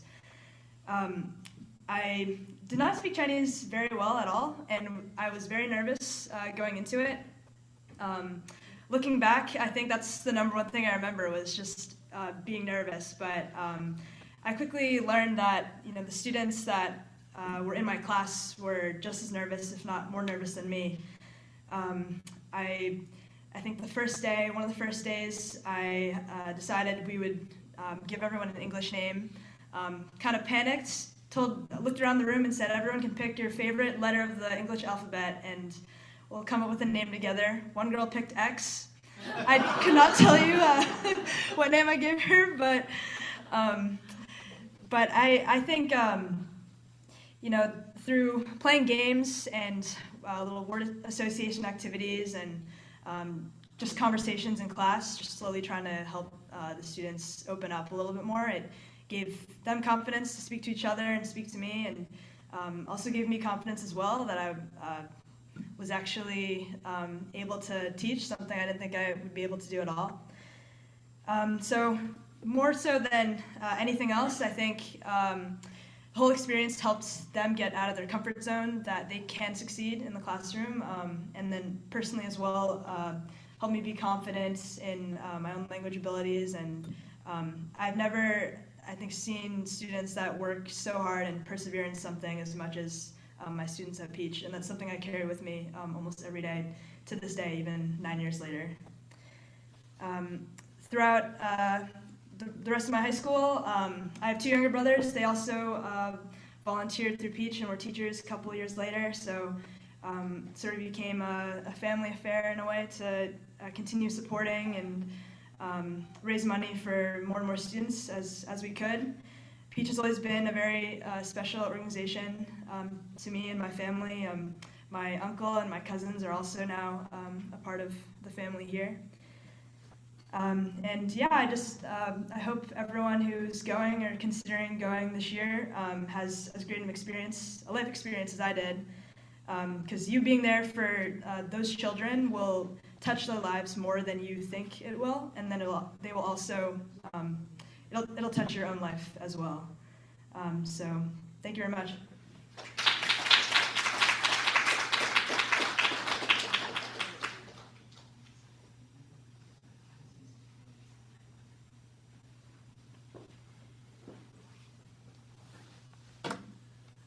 Hi, my name is Corey. I knew about Peach since 2008, but I wasn't able to participate in the activities until 2015. Well, I keep putting it off, but it was kind of something bugging me every year. I always wanted to do it when I first introduced to Peach in 2008. I looked at so I went to their website and read some of their story, and I cried my eyes out, especially the one that Ruth wrote about her observation of the situation. So it kind of stuck in my head. And I wanted to go every year, to summer camp and to the home visits. And finally, in 2015, say, that's it. I don't care what happened this year. I'm going to go. So I started joining them, and there was no going back. So I've been to 4 sessions of summer camp since, and I joined 5 tours. And this last October, I had the opportunity to join Ruth in her Southeast Asia trip. And when we were visiting KKB in Mysore, Thailand, the Burmese school, where the principal start crying, I was there. I was listening to that conversation, and it was very touching and shocking. And I want to elaborate a little bit on that. We asked him, so, why are you doing this? He's a graduate of KKB, so he went to that school. So he just told us, he couldn't let the school just shut down like that. I mean, they are hanging by a thread, okay? The teacher, we were there in October. The teacher hasn't been paid since July. So they haven't been paid for months. And there's like 30% or more teacher turnover. So the school, in my mind, is like, boy, it's not going to be around anymore, okay? And luckily, I don't know, lucky for them, lucky for us, lucky for both of us, we were there and we said, okay, we're going to fund the teachers. And the school is still there. And you ask, so, is this really helpful? I can say yes, it is, because one of the guy who is as one of their other NGOs, one of the employee that was a guy, she also graduated from that school, KBB. So she's in her early 20s, got a job, and you have a school principal that's in his mid-30s that graduated from school. So it kind of proves to me that Peach has been around for 20 years. There are many, many college students, thousands of them graduated, and you see it in the picture, doctors, lawyers. And without the education, okay, the kids will have a lot less chance to succeed, okay? And when I went to Southeast Asia, like Mysore, one of the things that stuck out to me is, in China, right, the government has the hardware. The school is there. There are teachers. They get paid. The utility are there. So all we have to do, it's still a hard thing to just get the student into school and not drop and stay with it. Whereas in Mysore, there's the school, some of the school are not going to be around. Like they have funding problem, so they have lease problem. They might lose the school, and teachers, high turnover rate. So if there's no school, then where's the student going to go, right? We can't break the cycle of poverty, okay? So from that perspective, then these school and kids are actually in much dire situation than the kids in Yunnan, China, okay? So that's my takeaway from Mysore. And Cambodia, we got a chance to meet in October. Ruth, when she mentioned the 24 kids, that was her second trip this year. So when we were there in October, we got to meet 12 to 13 of the kids that are there in either going to the local school or they are in the facility getting treatment. One of the things that strikes me was when we were giving them a speech. So for me and my wife, we were just giving more like words of encouragement to tell them to hang in there. And Ruth gave them like a full speech. And I find that they are very similar to the kids in Yunnan, the Peach kids in Yunnan. Very engaging, very tentative, very curious, and they ask questions, and they laugh at Ruth's joke. And I go, wow, these are all of them are sexually exploited or sexually abused kids. They're in their process recovery at different stage. Some of them are already going back to school in the local school. Some of them are still in the facility in the dorm and getting treatments. And I go, wow, they really are resilient, okay? They have the capacity for joy. They are just like another kid when you look at them and you can't tell. And they really, needed help. So my thing is like, we need to help all these kids from Mysore, Thailand, from Burma, and from Cambodia.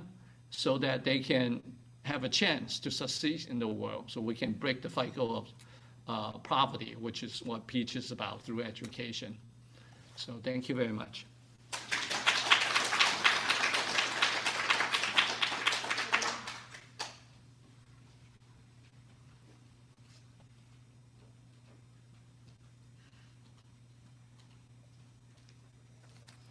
Hi, everyone. I'm Emily Zhentianqing, the daughter, and I'm thrilled to be speaking at Peach's 22-year anniversary. Wow, 22 years, that's quite a long time. How things have changed. Peach was founded in 2001. I was 12 at the time. And the first few years, I remember we would pass out Peach brochures to audience members before theater dance performances in Mountain View. You know how before you go see the Nutcracker or a chorus performance or a dance show, before you walk into the theater, there's those annoying people outside giving you flyers to whatever charity or free event they were promoting? That was us. That's how she would market Peach. She always said that for every 1,000 brochures we would pass out, hopefully there would be one person who was interested in helping a Peach kid. So I just think that's pretty significant, how dedicated and motivated she was trying to help Peach grow, and how hard it was to start a nonprofit. Well, now 22 years later, Peach has expanded tremendously. Now you are her brochures. Peach grows exclusively through word of mouth. You're the ones who have been promoting Peach vigorously. My first experience with Peach was the summer before 7th grade. I went to Yuanyang with my mom. You know the 9-hour bus ride from Kunming to Yuanyang? For some reason, I don't remember that, but I do remember meeting the children. After my mom gave her speech to the children, she introduced me as her daughter to come up. And when I stood up, they were all so excited, clapping, standing to get a better look at me. They were all around my age, so maybe they were excited because I was their age. I felt like a movie star. I didn't understand what was the big deal. Every year I went back to China and the children were easy to get along with. We were very similar. We talked about school, about friends. I was getting into the Jay Chou and Wang Li Hong phase, so they were eager to show me their Chinese music collection. They showed me their dorm rooms. We ate at the school cafeteria. It was really easy to make friends with them. So although the adults at that time, the older volunteers, main memories were of the kids' poor houses or maybe like how timid and shy they were. My core memories were of hanging out with them, of the carefree, happy nature that they had. One time or a few times maybe we would be talking and laughing in the auditorium and my mom would be giving a speech and she would be shushing us because we were like laughing in the background. But it also gave me hope because even though they were quite poor and they came from damaged homes sometimes, like sleeping on the straw mattress, or just sleeping on straw, no walls, sleeping with the pig. They seemed normal, like they would be laughing with me and sharing with me. And so that gave me hope that they still had a light inside them. What I think is also pretty amazing is that a lot of the first batch of Peach kids who started in 2002 were the same age as me. A lot of them were Chu-yi, which in the US is 7th grade, which was my grade. In 2006, they were Gao-er. And so we would be talking about taking in exams for college, how nervous we were about studying. And then in 2011, we were about to graduate. And now at the 22-year mark, we are all working professionals. It's wonderful to see how we've progressed so far. We grew up together. I'm happy to see so many of them successful at their jobs, earning money and helping their family. I really think that after 22 years, Peach Foundation made a big difference in Yunnan province and has helped a poor generation. Now Peach students are at stable jobs sending money back to their families. Their families are building homes, have basic necessities, don't have to worry about their next meal, don't have to worry if their roof caved in or if grandma became sick. A generation is considered 20 to 30 years, and we get to see evidence of a generational change. I want to thank the donors for their help. Your donations and support are important. As you can see, without your help, these 15,000 children wouldn't be where they are today. 7 years ago, we were here at Crowne Plaza celebrating Peach's 15-year anniversary. And at that time, it was 8,000 children. So in 7 years, it's been another 7,000 children. That's about the size of 2 California high schools. I also want to thank my mom for her hard work. I know that she has retired in 1998, but somehow she couldn't stop working when she found out how poor the children were in China. And now she's even expanded to the Southeast Asia countries. I think the expansion is a great idea. If it's been working in Yunnan, why not go to more places where you're also needed? This is a great challenge that my mom is willing to take on. She's immersed herself in Myanmar, Thailand, and Cambodia's cultures, trying to understand what the societal issues are, what the barriers are, so she can try to solve the problem. She will never stop working on this problem. She's like the Energizer Bunny. No, really, you should see my phone notifications at 6 a.m. I now have 2 young girls, and I often picture what it would have been like if they were born in Cambodia or China, where education for girls are not valued. I hope to carry on Peach's mission and work hard to solve the problem, not just for the children we haven't met yet, but also for my girls, so they know the importance of humanity and the value of life. I want to thank my mom for her time, dedication, and heart for helping these children. Thank you for what you're doing. Congratulations for reaching 22 years. Here's to Peach, and here's to 22 more years. Thank you, everyone, for being here.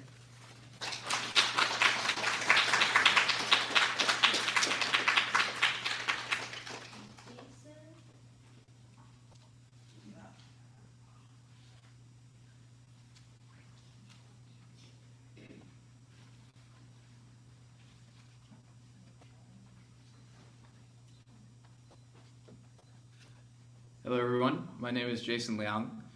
I was not informed that I would be speaking today, or more likely I was informed and I disregarded an email, so apologies if I ramble a little bit. I am originally from St. Louis, Missouri, which is, I tell you purely just to demonstrate the reach of Peach, although I live in San Francisco today. I didn't fly in from St. Louis for this. I attended 3 consecutive Peach summer camps in Yuanyang, and I think it was 2 in Yuanyang and 1 in Lijiang, I think, in the late 2000s. I was in high school at the time, and I'll come back to this later, but I strongly encourage particularly the young folks who are considering volunteering in China to attend these summer camps. They were among the most formative events of my entire life. I think that I probably reaped more from participating in them than even the Peach students. I'd like to tell 3 quick stories. The second 2 are more important than the first. The first is meant to illustrate the need that these children have and the help that Peach really provides them.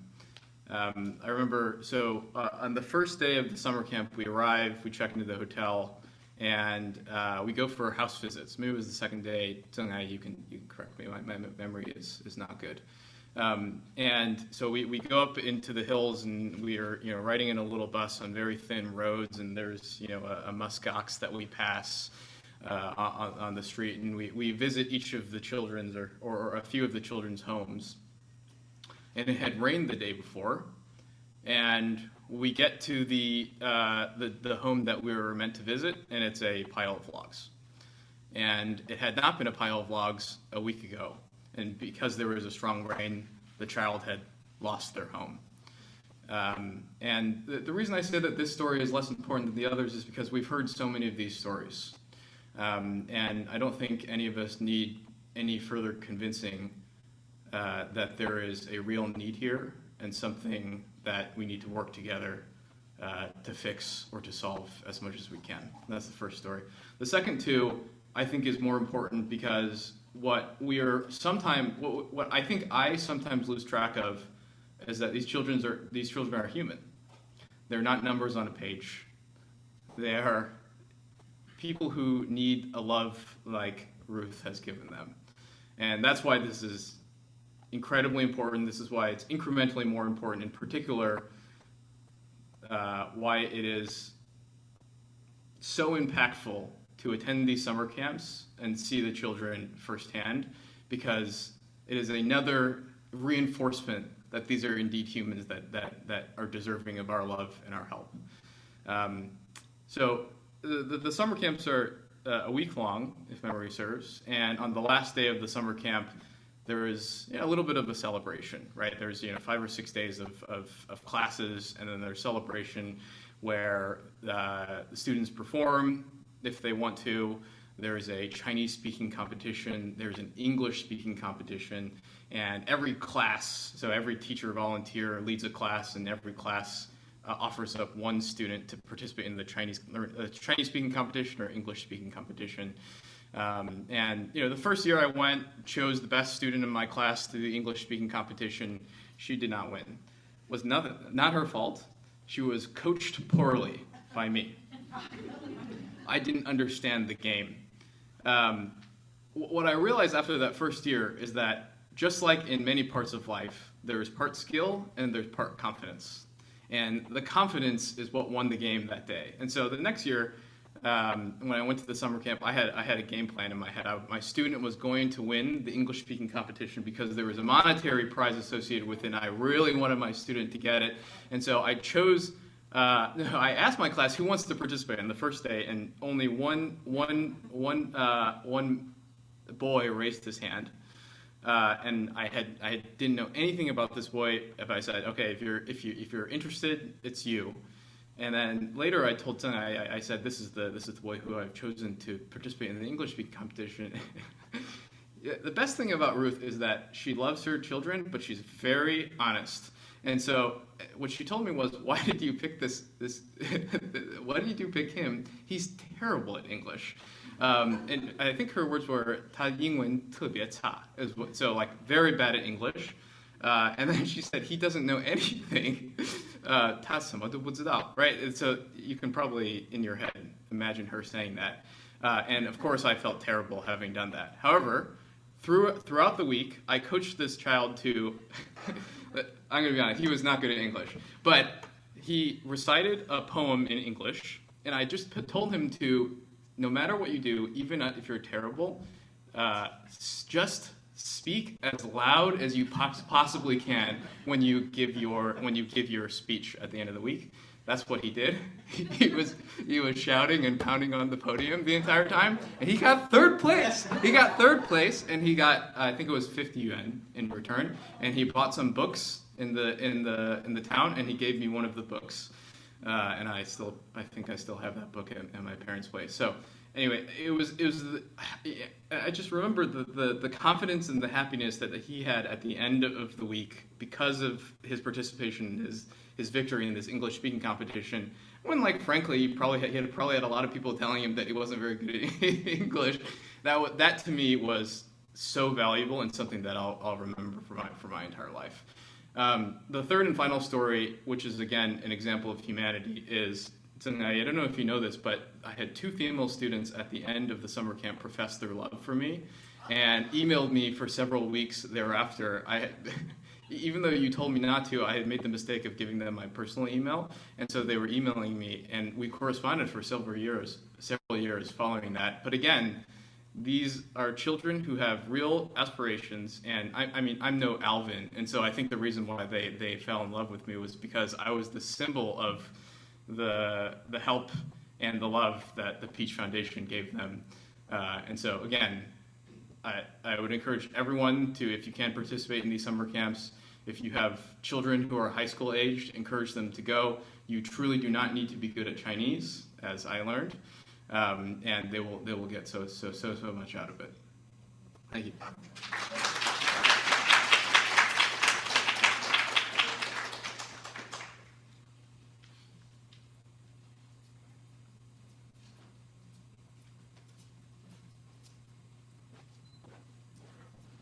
Hi, everyone. Good afternoon. My name is Lep Wei Chen. I start joining the summer camp in 2019. And that started back in 2018 when I got a message in the WeChat. Because the friend just came back from the summer camp in 2018, and then she posted some pictures. And then I think, oh, that's what I want to do. So I just contact her and then start searching online about the Peace Foundation. And I signed up to join the 2019 summer trip in Huizhe. And I think Peace Foundation has a very good schedule, and then they are very organized. You know, when I receive the schedule and everything is clear, and I know what I need to do every day. And then the first day is the very important day, because in the morning we need to go visit the families in their home. And then in the afternoon, we have to interview the students. And from the interview, I learned about the families of those kids. You know, most of them don't live with their parents, but just with relatives.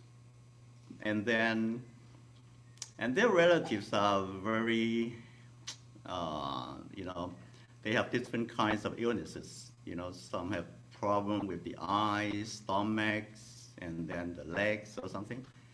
And then when I interview one of the students, and she started crying because of her bad family problems. So I just encourage everyone here to support the kids from the Peace Foundation. And I would continue supporting Peace Foundation. Thank you.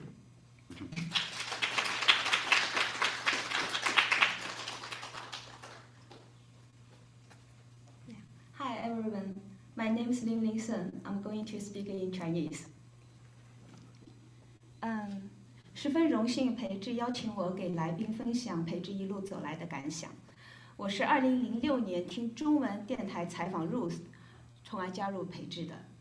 作为一个跟随者一路走来，是否能够坚持，是否感受温暖，彼此都需要有很多品质、能力和观点类似的。我曾经问过 Ruth， 经历了那么多，为什么她还能对云南的孩子那样充满热忱，还愿意每年多次飞到云南家访教学？她的回答是不忍。这个不忍，我起初的理解是大爱，现在的理解是怜悯和责任。随着年龄的增长，我还在继续体会。培智与我已有17个春秋，培智给我的记忆都是好的、美丽的。走到今天，我的内心依然充满爱意。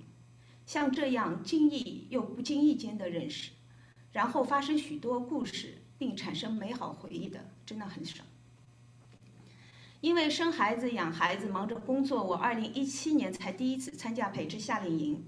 2018年、19年，大儿子凡凡跟我一起参加。今夏我会带女儿菲菲参加惠泽夏令营。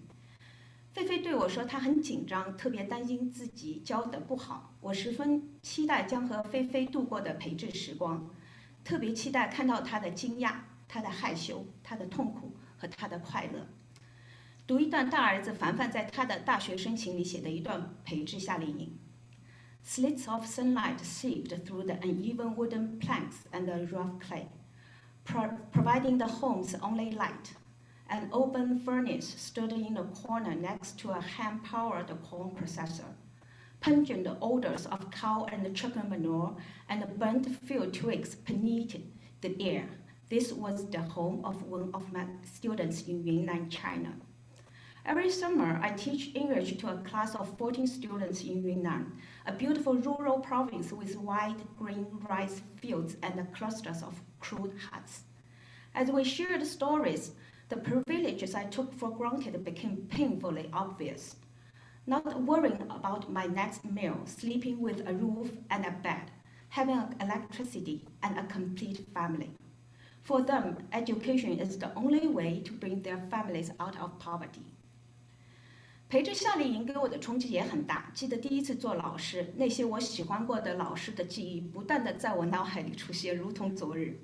我会试着用他们教我的方式教孩子，然而，回忆一旦被打开，那些记忆一旦像电影一样在脑海里放过一遍，初时的强烈随着电影的结束会远去，最后就真的成为很久以前的事儿了。但是跟孩子相处的经历是不同的。随着一次次去云南，一次次与不同的孩子相处10天，迎面扑来的孩子的单纯，总能一次次让我感受到灵魂的洗礼。下面这段话是我在2018年写的：孩子的世界与我们的世界似乎是2个世界。当你向他们的世界走得越近，你会感受到他们对你的世界充满了向往、尊敬，而那个充满善意的孩子的世界，又是你曾经住过却不再能回去的世界。你每天都在这2个世界里徘徊，有许多不明的情绪让你很长时间体会不清。跟他们走得越近，你越能感受到他们的无助和贫穷。我虽然生长在上海，但初中后明显意识到我家家境很不好。上海与我曾是个十分世故的城市。少时的我曾经许多次希望有个好心人能够帮助我，买1根放学后同学都会买的雪糕给我吃。可是哪里去找这样的好心人？而那个好心人又如何遇到我呢？那时的我特别希望20年后的自己会来看我，帮助我，因为20年后的自己应该有钱了，并且知道我是值得被帮助的。这样的期待一直伴随我到大学。这一路走来，我意识到培智就是那个20年后的自己，带着我去帮助20年前的我。参加培智夏令营后，我开始庆幸自己生在了上海。上海的机会与资源超过云南乡村孩子太多了。我的那些孩子所经历的家庭的悲剧、生活的困难，长期的被看不起，在高中3年所经历的题海、竞争、淘汰是特别残酷的。我对他们能说的只有别无选择的用功，等待苦尽甘来。培智是在这个复杂社会里对我们这些支柱者的保护。培智的每个孩子都是经过家访来确认贫困的。培智有许多设置特别用心，都是经过教训经验而来的。越了解培智这些点点滴滴，越会觉得培智做得太好了，特别钦佩。最后，希望越来越多的人能帮助培智的孩子参与培智的项目，祝福培智。谢谢大家。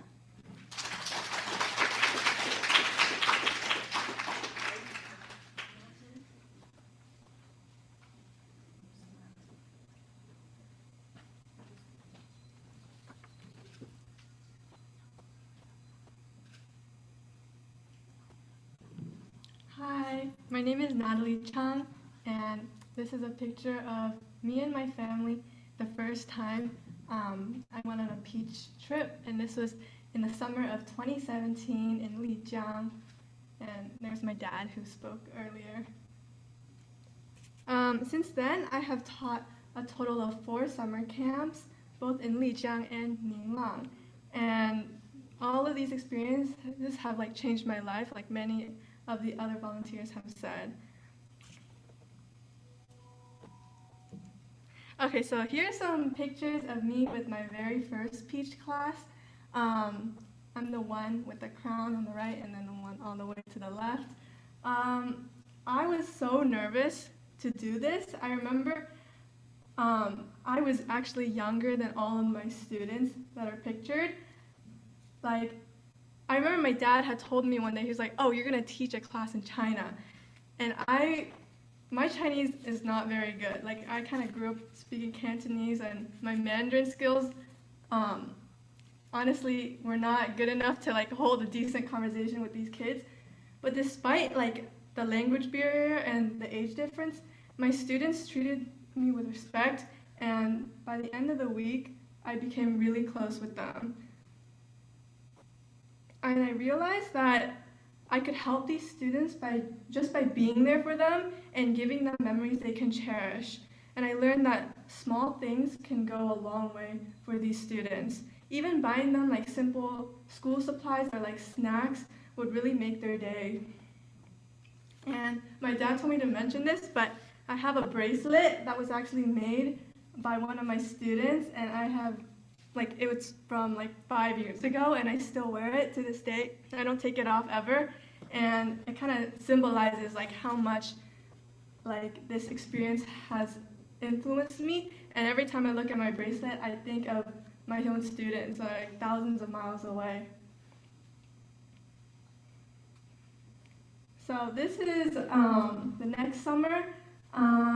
The picture on the left is me eating lunch with my students in the cafeteria, and like this is, I think, by the end of the week, so I had like gotten to know them pretty well, and I remember like we had a lot of good conversation. And the thing about being a teenage teacher is you could really relate to them because they're your age. Like even though we come from such different backgrounds, like things like school, like none of us really like to do homework, like we like have the same interest in like music and TV and stuff. A lot of them like know some like American music too, and it's just such a fun time. And like all the other volunteers have said, I really encourage you to volunteer if you have the chance. Yeah, I remember them like making fun of me or like teasing me because I couldn't really eat their spicy food. Like you could just make so many good memories with your students during this experience. And this is me the next summer. This summer I actually taught 2 summer camp sessions in Lijiang and Ninglang. And here you can see me with both of my classes. Yeah, there's us with the birthday party that each class hosts, and me in the audience with them. I don't really remember what occasion that was. And then that picture all the way in the left is the picture we took, I think, right before we had to perform for the talent show. And I remember we were all really nervous. I made them sing and dance, and even though I personally don't like doing that, I still made them do it. But I think they enjoyed it. And then the other picture is some letters that my students wrote me, and these letters were some of like the most heartfelt words I have ever read in my life. Like, you don't really realize how much 1 week can make like a difference in their lives until you're like actually there and until the week passes. Like their words, like they're like, I don't know how they were able to write so much in English, but I think they used like their phone or like a translating app, but they tried their hardest to write in English because they knew I couldn't read well in Chinese. And those words were just like, I still have my letters and I really like reading them just like for words of encouragement for myself. And yeah, even though like the summer camp is only a week long, like so many of these letters have told me like this was like one of their best weeks of their lives and how Peach was an unforgettable experience for them. So this is a pictures of me at the home visit in 2018 in October. I was in high school at the time, and I actually took off like a couple weeks of school so I could attend this trip, and I'm so glad that I did. Not only did I get to see like a more in-depth background of like my students' home lives and environment, but I also got to visit some of my students from previous years, as you can see in the pictures on the right. And it's so rewarding to see your students back, and like when you talk to them and like ask them how they're doing in school and they seem really happy, and like you just know that you were part of that journey of theirs, and it's like really rewarding. So all of my Peach experiences have been really, really, really positive, and I'm so glad I can have the opportunity to return this summer. And like to anyone in the audience, if you're hesitant about volunteering for Peach, I say just go for it. If I could do it as like a 14-year-old, then I think anyone can really do it. Yeah, thank you.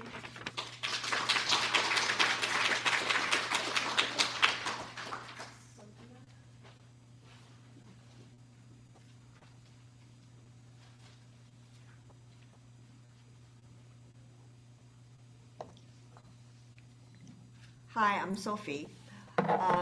In 2008, I came to a meeting just like this one. And I heard Ruth talking about why she was doing what she was doing. And I was so impressed by her because she was very passionate about it. But more than that is she has the ability to carry things out to reach her objectives, her goals. So we started giving the same year. Then in 2010, we went to do summer school teaching. My husband and I taught one class together. And I don't know, at the beginning, I thought it was exhausting. Every day we teach in the morning, then we have lunch together. Then in the afternoon, I had to take a nap because it was just a bit overwhelming, actually. I was very impressed by the students. I learned a lot from them. And in teaching that class, I heard Xu Zhimo the poem, Goodbye Cambridge. I think probably most of you know that. And I learned it from them over there. And so I thought that was very, very rewarding for me personally. But other than that, I was also very impressed by the staff. You know, I'm not going to repeat a lot of things you already said, but I want to say the staff were very well organized and very dedicated. They organized everything. We just showed up and, you know, they made all the arrangements. And also they always pick places that are very beautiful to go to. You know, we went to Lijiang. Then 2019, we went to Honghe and Yuanyang, I think. Those are just beautiful places in Yunnan. I remember at the beginning, one of our students was studying communications in Chongqing. And one day he wrote me a letter saying that he wants to open up a restaurant, a little restaurant in Chongqing instead of going to school, and asked me whether I can send him money to open his restaurant. So I didn't know what to do, so I wrote to Ruth. Ruth said, absolutely no. So I think she got her staff to stop this idea. Then later, now I know where he is. Now he's working in Zhujiang in communications. So I was very pleased that he stayed in school and finished, you know, then got into a career in what he studied for. In 2019, when we went back to do the home visit, I also met several of the students we sponsored in both in Kunming and also in one of the cities during our home visit. I think it was just, how should I say, it was a very self-satisfactory kind of a feeling when you meet your students and when you know they're doing well. And also they're thankful. You know, for us, it's really nothing to spend $1,000 a year to support some student, but for them, it's a way to get them out of the poverty. And one of the students we saw in Kunming, she was in a veterinary medicine school. And then other two were in education. Then we also met one student, she was doing like a student teaching. In the United States, we'll call it student teaching in a small city. All I can say is overall, it's a very good experience in all these years since 2008 until now. And in 2019, I think that was the year Ruth just got the news that China is, you know, Tuoping was the word, no more poverty. And I think she was flustered when we saw her in Kunming. But I'm really glad since then, you know, things are going so well. So, well, I want to encourage you, go to do the summer school, help, you know, teach summer school. Actually, you're, you know, like some of you said, it's a very good experience for you. You're growing up. And also support these students through Peach. It's really a worthwhile effort. Thank you.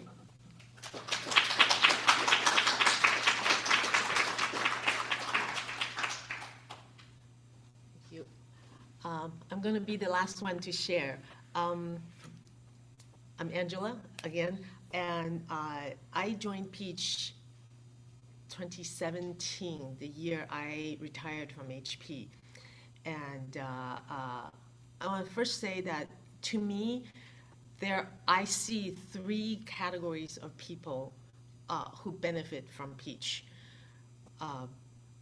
The first category is obvious, the students, the kids in Yunnan who, a lot of them, I think all of them, when we found them, their life was over before it even started. And some of them are orphans, some of them have a single parent, some of their parents ran away or abandoned them. They are teenage pregnancy, products of teenage pregnancy. There's a lot of social issues.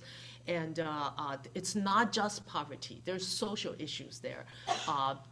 Some of their parents are in jail.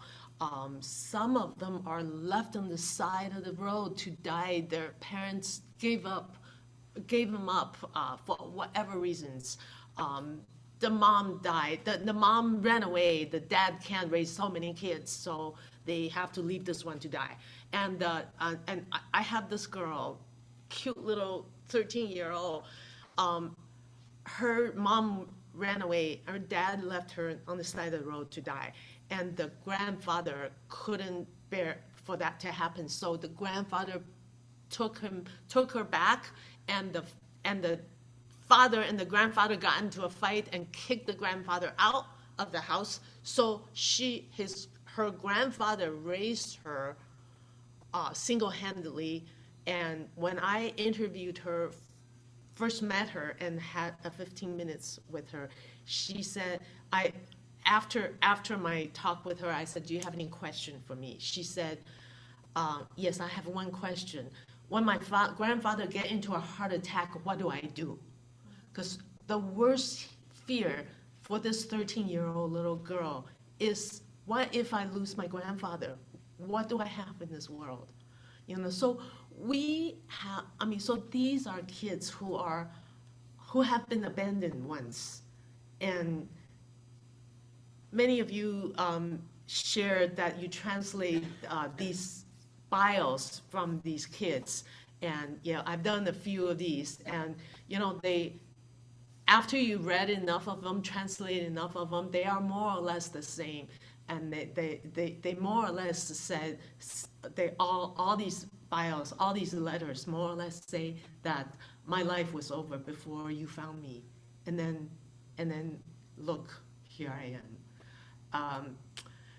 You couldn't tell enough of these stories. They're more or less saying that I was abandoned once, but until I found Peach, and the money came every year, maybe a few days early, maybe a few days late, but they always came. That's what we do for them. That's what Peach does for them, to make sure they are never abandoned again. So yes, that's the first category of people. Obviously, they are the beneficiary. They were blessed by Peach. The second category of people are people like me. Okay, in my retirement, realized that, I had a career that I passionately loved and I was proud of. And when I chose to take an early retirement from HP, I somehow, I had two choices. My kids graduated and left the house and, was on their own, and I had finally time to myself, and I could make another run for my career and reach new heights, or take a step and somehow, somewhere in the back of my mind, felt that there was something more to this career, and there's something more I want to do in life. But if I'm working, I don't have time to explore what that is. but somehow I decided that I need a new chapter. I want a new, it's not that I'm not happy doing this work in HP, but somehow I want a new chapter in life. And I took that step of faith, and I have never regretted for once. And there are many reasons, and Peach was one of them. And you know, I want to say that doing charity work is not just, I'm not just trying to sell Peach, but, and I do a lot of charity work with other organizations, not just Peach. And overall, what I walk away from it the most is that I deeply found some happiness, some peace deep inside me, that giving is more blessed than receiving. And the opportunity and the way Peach does things to give us this opportunity to go to Yunnan and to be with these kids is just indescribable. It's just really well done. I mean, hats off to Ruth and the team that, you know, I am so thankful to have this opportunity to be a part of this. And for 3 years of pandemic, we didn't get to go to the summer camp. I'll tell you, the single most happy, rewarding thing that happened was my first year, my first class, and the first child I adopted graduated from high school and went to college, and he wrote me this letter. I know it's the same letter that we translated, that everyone received, and that we, you know, that is on the website a million times, but somehow that letter made my 3 years of pandemic just happier than anything. And it was more or less the same. He said, you know, that year I was in middle school, and my mom got sick, and my father went to Kunming to work, and he was injured, and I have 2 younger siblings and grandparents, and what are we to do? So I am the boy, I am the man, you know, middle school. I thought I need to be the man of the house. I'm going to quit school and get a job and support the family. And then Peach came, and Zheng Ayi told me to stay in school. And I met you in that summer camp, and my life had never been the same. I stayed in school, and now I graduated from high school, and I'm in college. And, you know, I didn't go to, and then there's all this thing that I didn't do as well as I could have. You know, I kind of went to, you know, like the second rate, you know, but it doesn't matter. You're in college, you know, and I stayed in touch with him for the last 3 years, and he's in 3rd year in college. I'm so looking forward to go this summer, and I'm going to have him come visit me. I'm going to see him. That's my child. You know, I have 2 kids of my own, and they happily graduated from Berkeley and you know, have great jobs, and I'm proud of them, goes without saying, but my proud, you know, that feeling, my pride for this boy who's in college is different, and it touches me, it makes me so blessed in a different place in the heart, that I hope you find, you know, have the chance to share that. The reward is indescribable.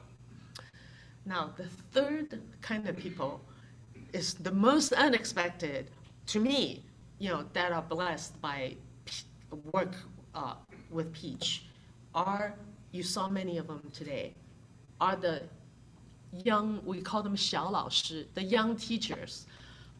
Gosh, you know, Ruth is creative to come up with this idea. I think it's because she brought all 3 of the founders of Peach, brought their daughters with them in the first few years to Peach. And, you know, you heard them.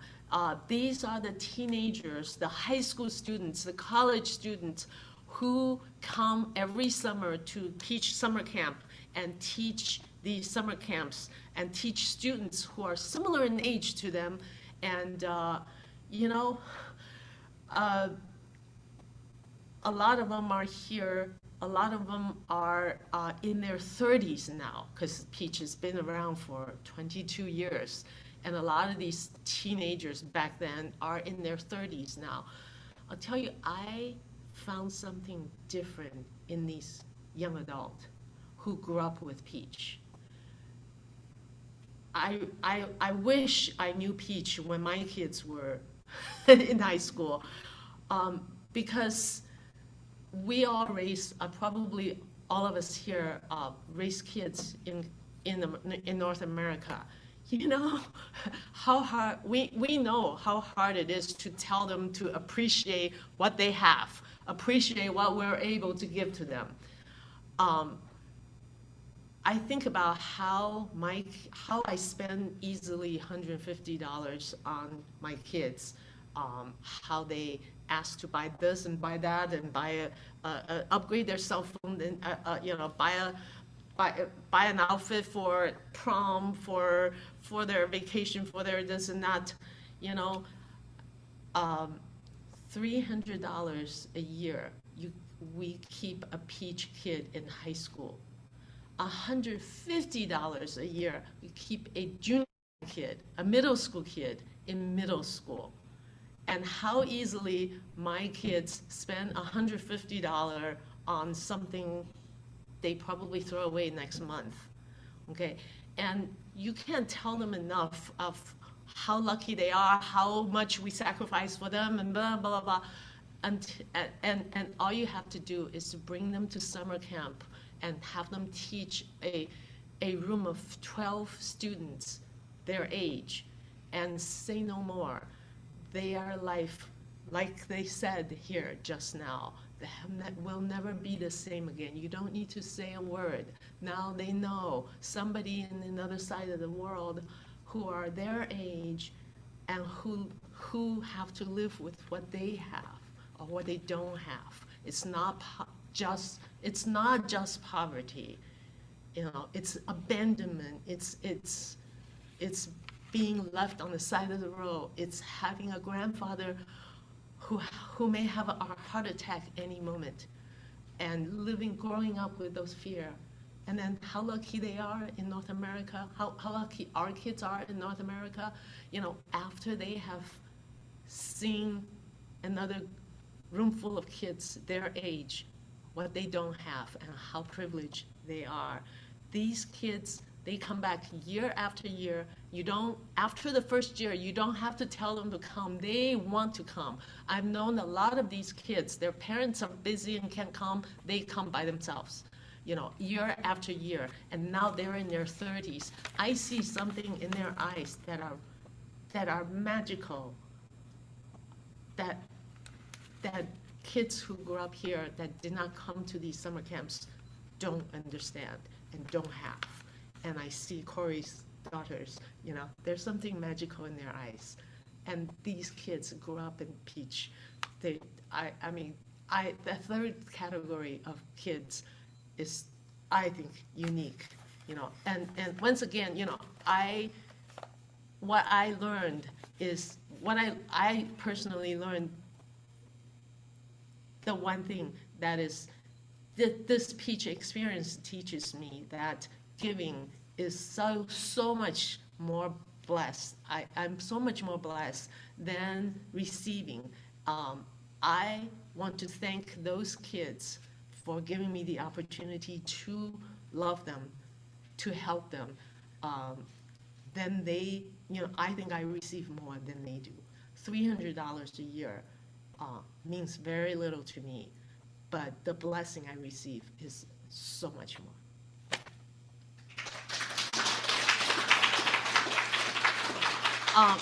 So this comes to the end of our program, but before closing, we want to do a little Q&A, and Ruth, you want to come up? Anyone who have any questions, please feel free.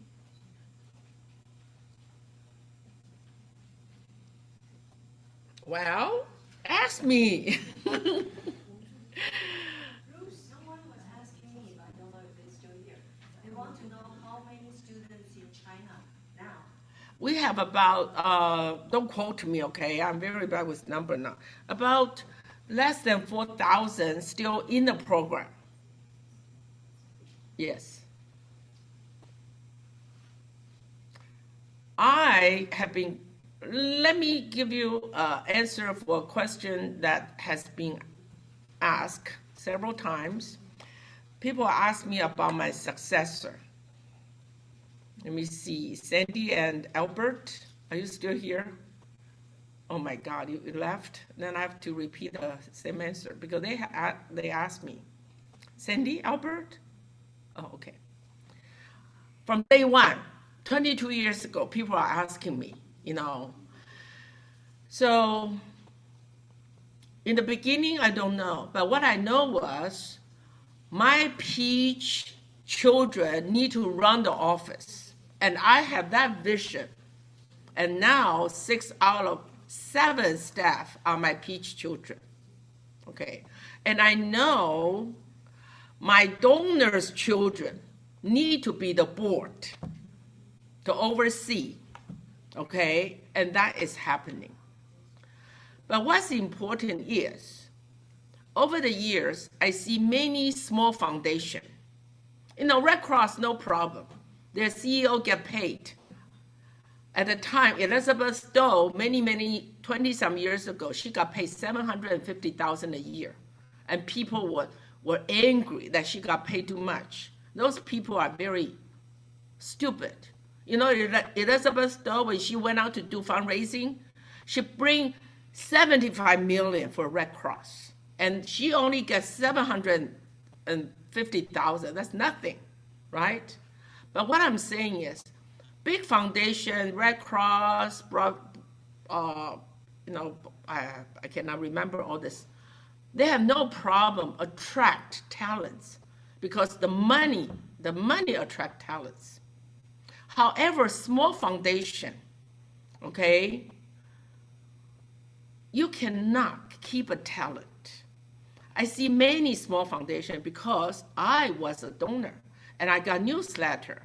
For example, this Nepal Foundation, the founder was celebrating 98 years old last week.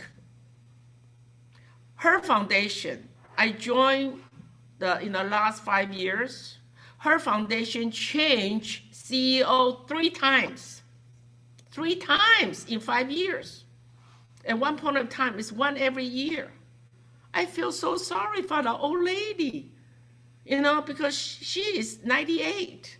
So she's in her 90s and she's seeing her foundations, you know, it's so unstable. Why? Somebody stole her CEO. Okay, so to be the next CEO of Peach Foundation, this is what I'm looking at. It has to have the ability, has to have the compassion, and has to have money, financially independent, okay? And I find one, my daughter. She's wealthy, but she doesn't know how wealthy she is. Okay, I'm not going to tell her how wealthy she is until I die. Yeah, nobody can steal my daughter for merely 10,000, 20,000, not even $1 million more. You know, people can stack up money this high. She would not go. First of all, she doesn't really cherish money. You know, ever since she was a little girl, she doesn't care about money. I teach her, you need to care about money. Very important. But, you know, second, she has money. She just doesn't know it. Okay? But she has ability. She has, she's a family therapist. Okay? She specialized in this. She has a license to be a family therapist. She has her master's degree in psychology. And she's very compassionate. She's very capable. But right now, I don't want her to steal my job. I love my job.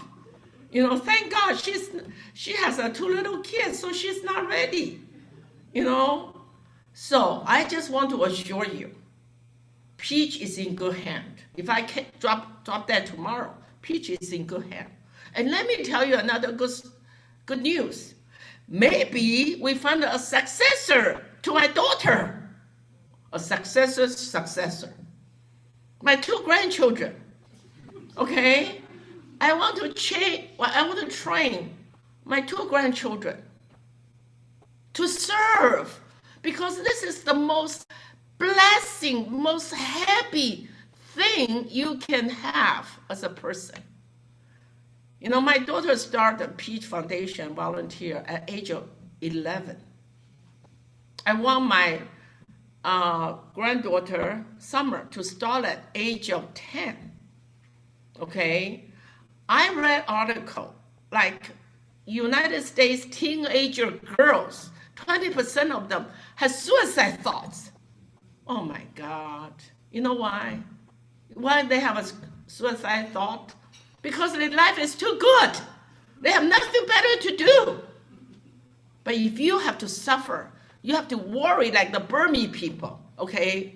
The bomb, okay? You fled the village. You don't know where to sleep. You don't know where the food is. You have no time, really no time to worry about suicide, okay? So I felt if my daughter already, skipped that teenager problem because she grew up with Peach.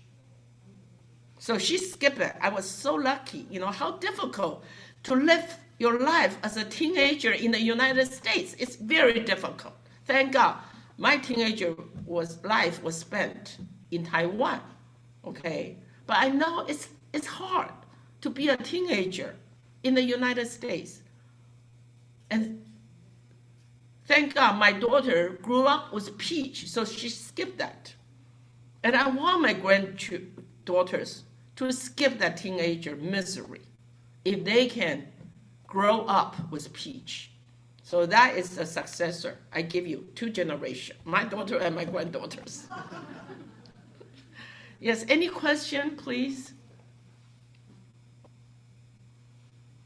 If not, again, I want to thank you, my deepest gratitude to you, because without you, my dream cannot come true. You know, I'm mere the captain of this ship. You never see a captain going anywhere without a ship. You are my ship. You carry me to the destination I want to go. Okay, this is what I want to do. I was prepared to do this all my life. I didn't know that until I'm doing Peach. I was born to do this. But without you, I cannot do it. So my deepest gratitude to you. Thank you so much.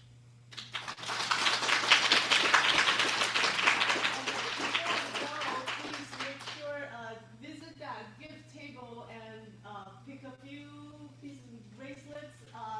They're gifts from Peach, from our donor. And yes, for my husband, to be honest.